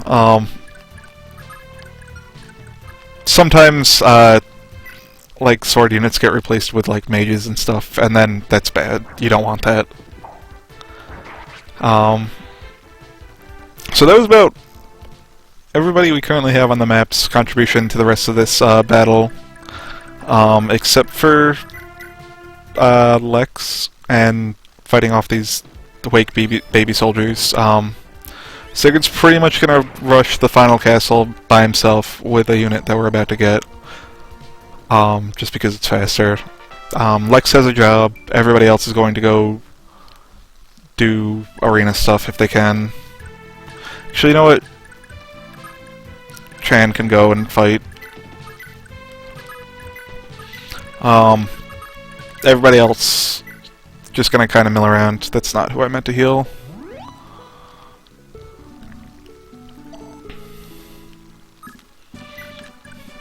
Yeah, so Lex, he needs to have an Iron Axe to trigger this event, and then he needs to move to this tile right here. And it's a really weird event, and the only way you know how to get it is if you have the internet or a strategy guide. But it makes him a much better unit, so that's what we're gonna do.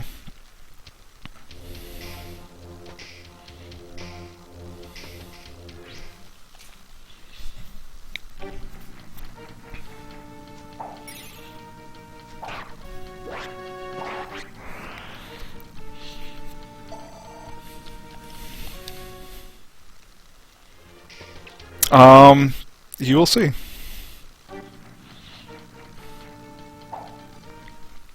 She would have lived through that hit even if she got hit, so not a problem. All planned. We want to lure this guy off his forest because that gives plus 40 evasion.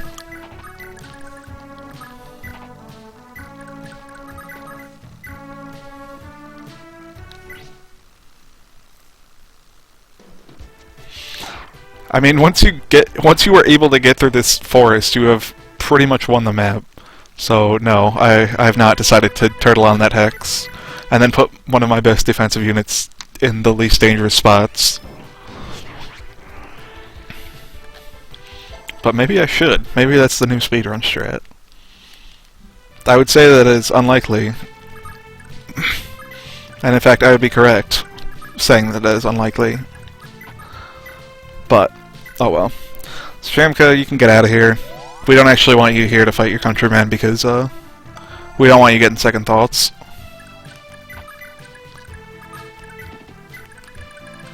And Medale, you can also get out of here.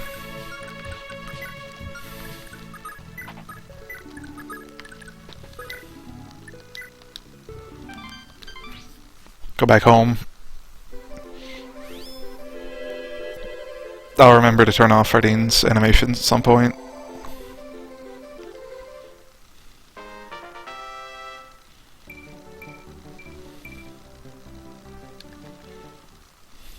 Yeah, that's good. The better part is of the Jill getting recruited away from you, or getting away from, yeah, recruited away from you, is that if you make her not a racist, then she will just totally be willing to kill her dad. Not a problem. She's down with it.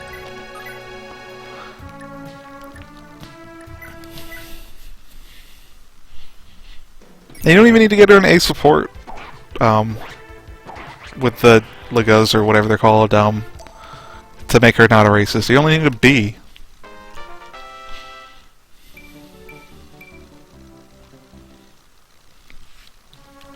Oh, I always have Jill kill her dad. So here's our other new unit, Theodora. She's really bad. She's not a good unit. She is the best magic type in the game, and she still manages to be bad for one specific reason.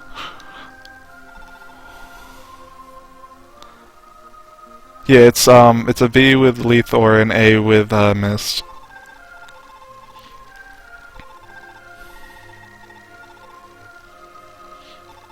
Also, Theodora is totally down to kill this evil shaman dude.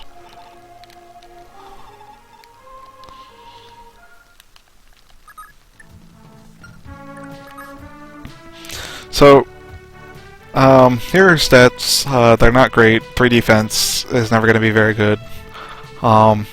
She's got an asterisk in Holy Magic, so you know what that means. Double good Narga Blood. And she's also got that ominous dot in the center. Yeah, she's cool. Part of that might be the translation because it's so, like, informal that she sounds less like, standard Fire Emblem, oh, I just want to help people, and she's more like, yeah, I'm gonna totally murder that wizard. I'll silence him myself, you'll just watch. Trying, you need to get hit points before you go.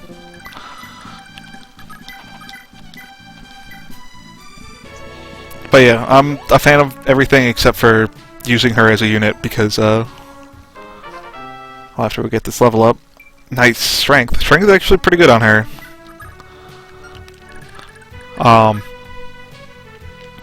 So for skills, she's got Nile. Doesn't matter. Who cares? Her weapon has 20 weight. It's also got 20 might, which is pretty good.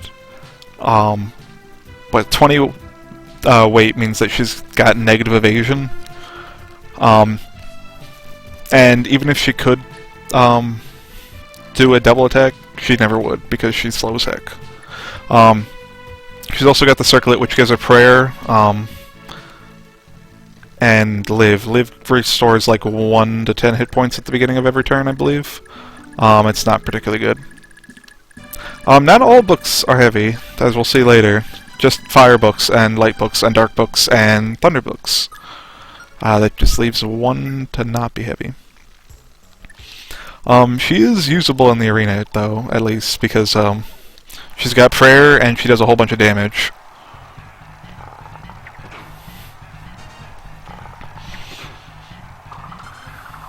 In the interest of time, we're just gonna fast forward these. We're gonna also skip all levels, because who cares? Jamka's pretty much never gonna fight anything in this game, so...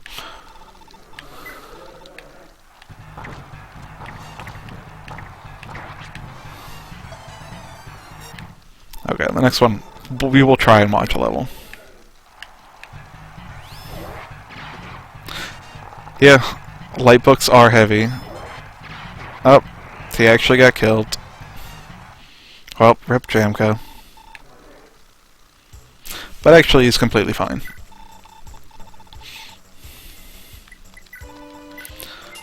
So we're gonna let Medale try his hand at the arena again with a better weapon.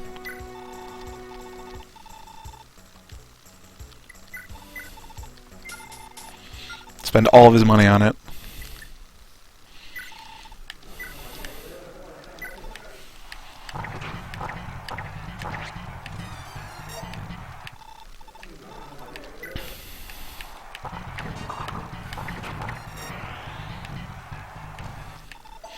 Can he kill the wizard that Jamka couldn't?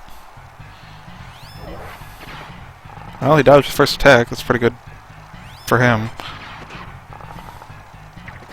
Oh, hey, nice work. He might actually be able to finish out the arena.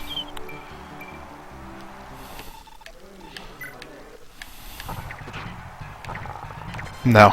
No, he's not going to be able to do that. Oh, hey, maybe. Hey! It's looking pretty good for him. Nice work, Medale. Good shooting.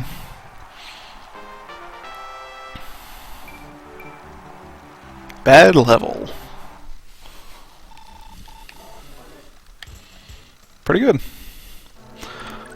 Is there anybody else that I'm forgetting about the arena?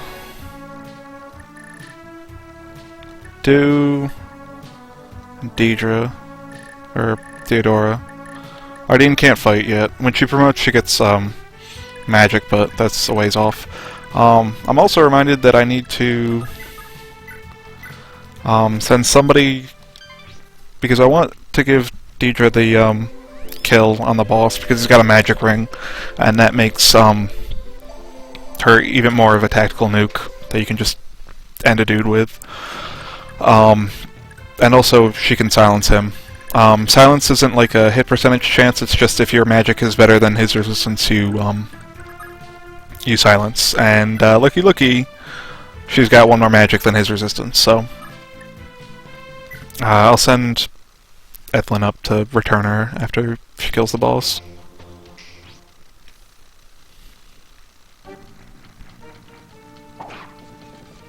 Come on, Alec. You're in a forest against an axe guy with a sword. You should have done better than that.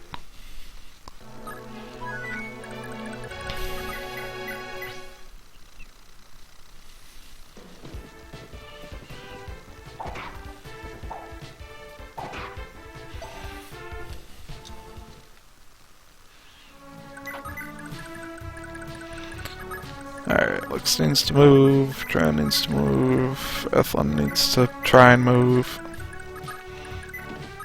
I forget, did I return Finn? No, I didn't. Finn did get stats, so maybe he'll do better this time.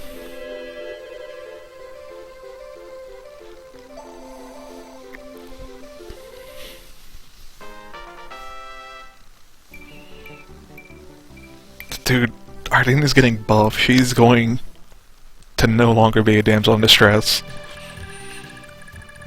She's gonna get that holy bow of her lineage and use it. And it's a pretty good holy bow.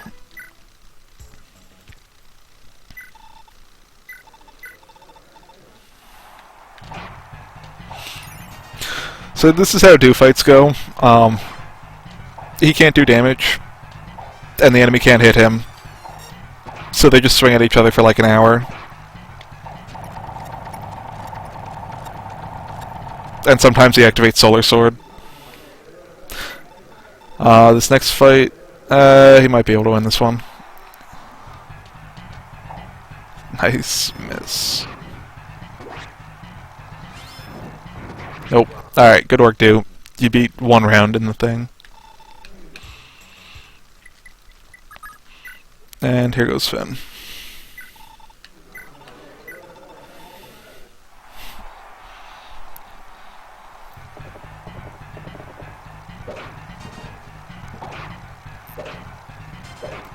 No, Finn's not going to be able to win either. If he had less defense, he might have been in a better shape there, or less HP, because he has prayer. Okay, let's try and remember. He can attack to this tile.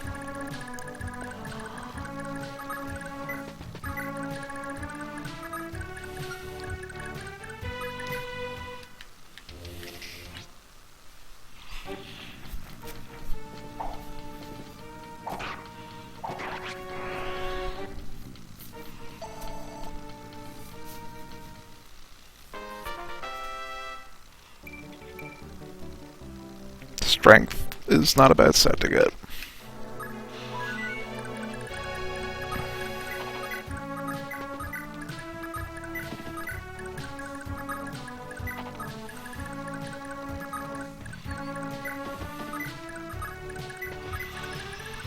These guys can attack significantly less than those tiles, so this is fine. Actually, just gonna double speed through most of this because,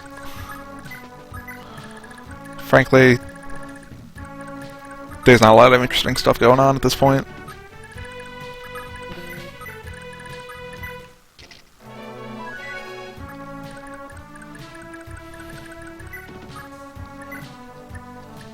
Equip the javelin to fight all the bow guys. Silence this guy. Sound staff is kind of cute in this game.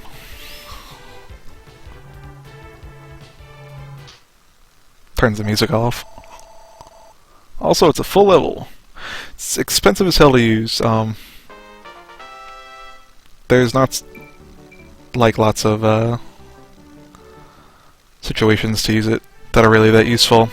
That was the Deodora level right there. Magic, resistance. That's it. That's all she's ever getting for the rest of time.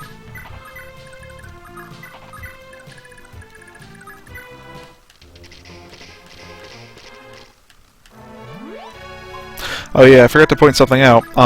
That turn after we got Deodora, they got married. So good for them.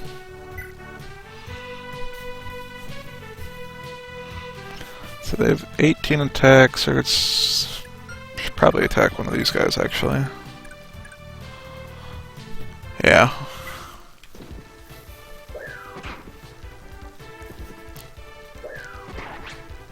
I like the little sound effect on the javelin that sounds like a bomb being dropped. I guess Ethlin can take one of these guys, or not Ethlin, Theodora.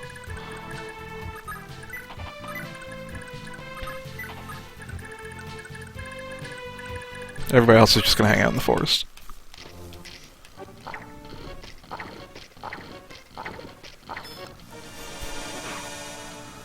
There's Aura's animation.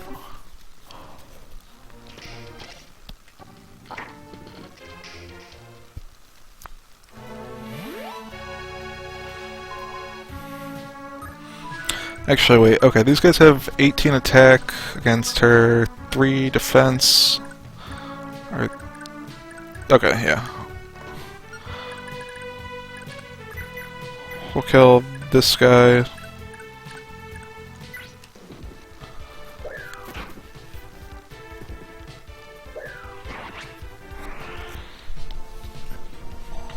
And we'll let Prayer do the rest of the work.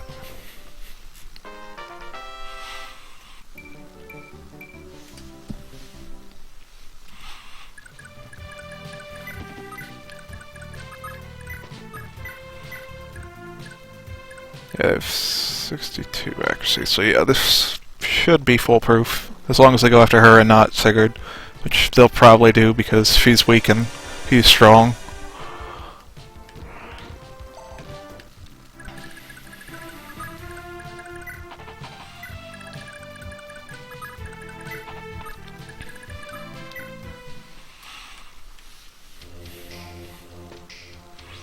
Okay, let's make sure. Let's hope I didn't screw anything up here. There we go. Okay, so she has 3 hit points left, which means she gets 70 plus evasion from Prayer, which she gets on her circlet. And so now these guys actually have 0% chance to hit her.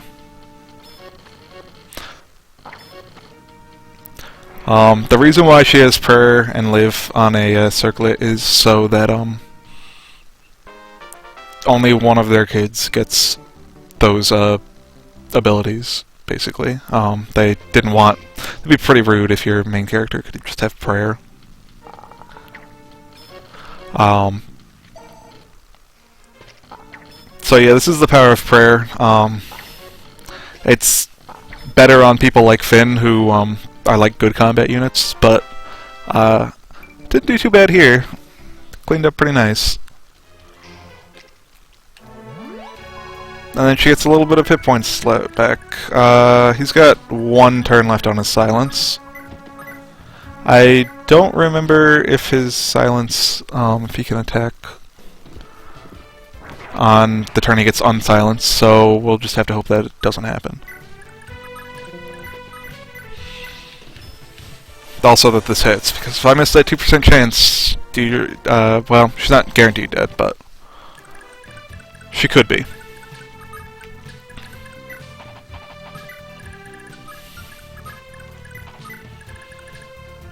Could this boss kill her?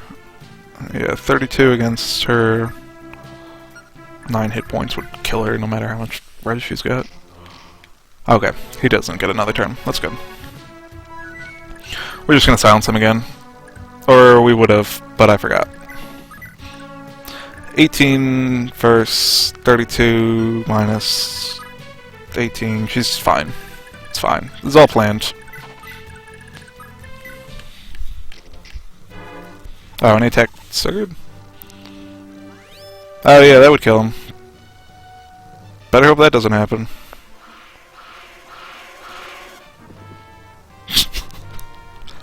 Powerful dodge right there.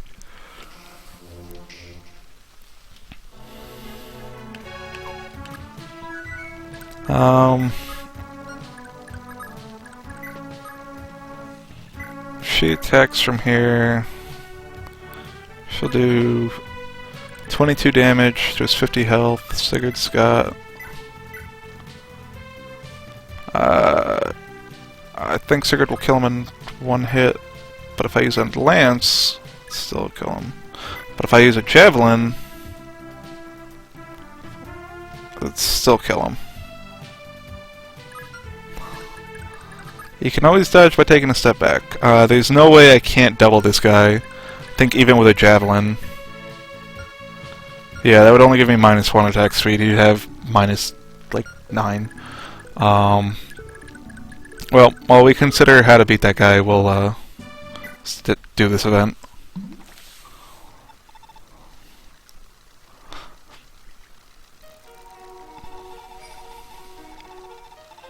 Oh man, a gold axe would be probably powerful based off Fire Emblem things.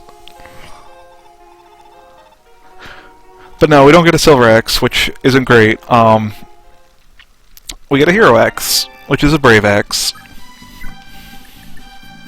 It's really good. That takes care of pretty much all of his doubling problems. You know what? She's just gonna kill him by herself. She doesn't need no man. Magic defense, the only stat I need.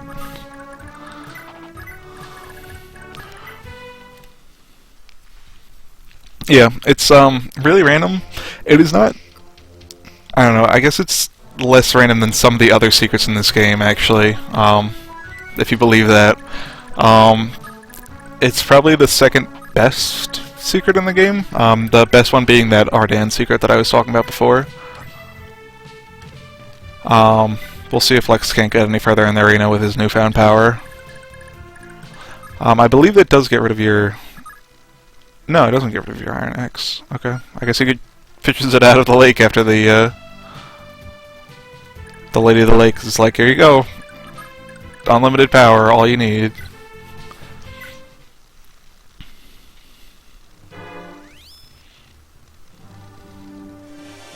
So it'll take 3 attacks to kill this guy. Sigurd is too powerful and we'll just kill him in one hit, so...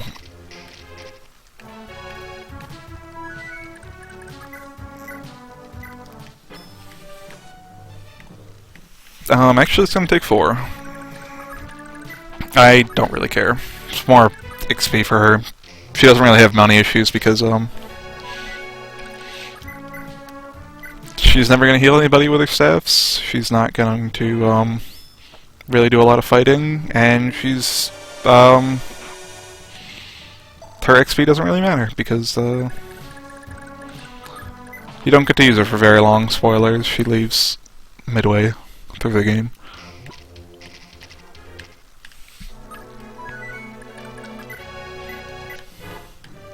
Oh, yeah, that's right. I forgot. That's pretty good. So when somebody's silenced, they don't get to say their pre-battle dialogue against you.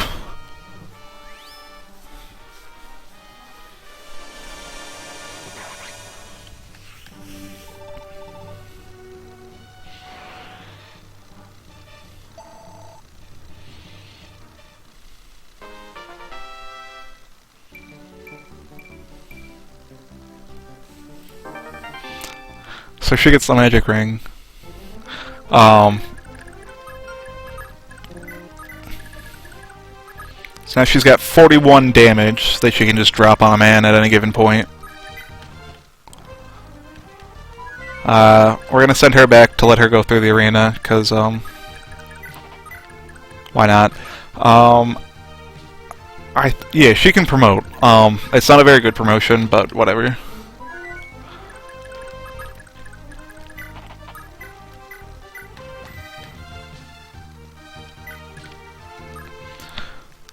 And she gets the next to the King of the Castle seat, so that's pretty cool.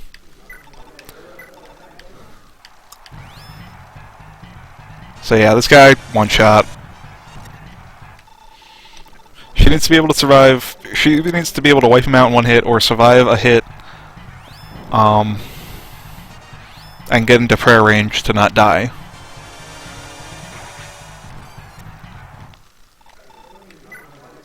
Actually, you know what? I don't think she can promote. I might be a liar.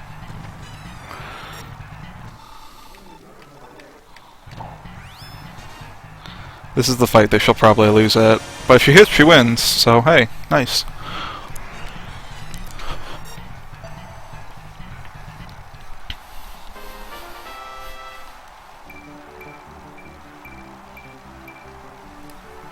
That was a really good level.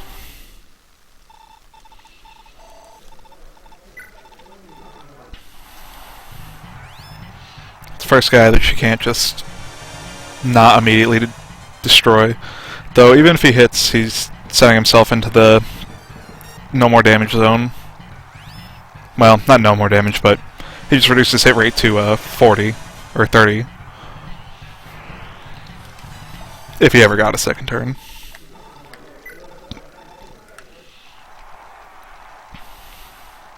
And also, she eats up mages in the arena, both because of her high resistance and the fact that light magic is strong against all other types of magic.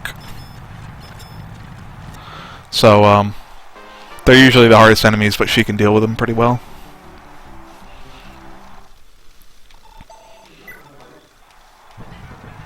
Let's see, 31... Yeah, actually she's probably got a good chance of winning this fight.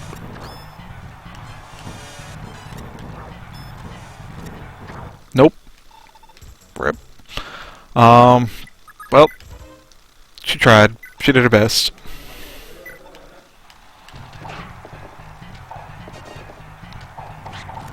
And Lex tried. He did his best. Nothing really lost by doing that. So, that was chapter 1. And somehow this guy is not dead yet. This happens a lot in Fire Emblem where the bad guy is like, oh, I've been manipulating you and now I'm going to kill you. And then they just hang out and not die until the good guy gets there to talk to him.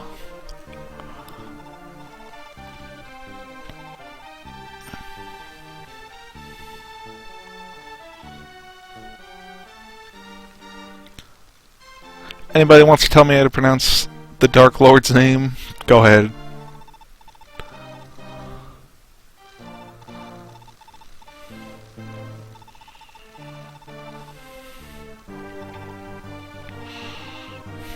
Rip that guy.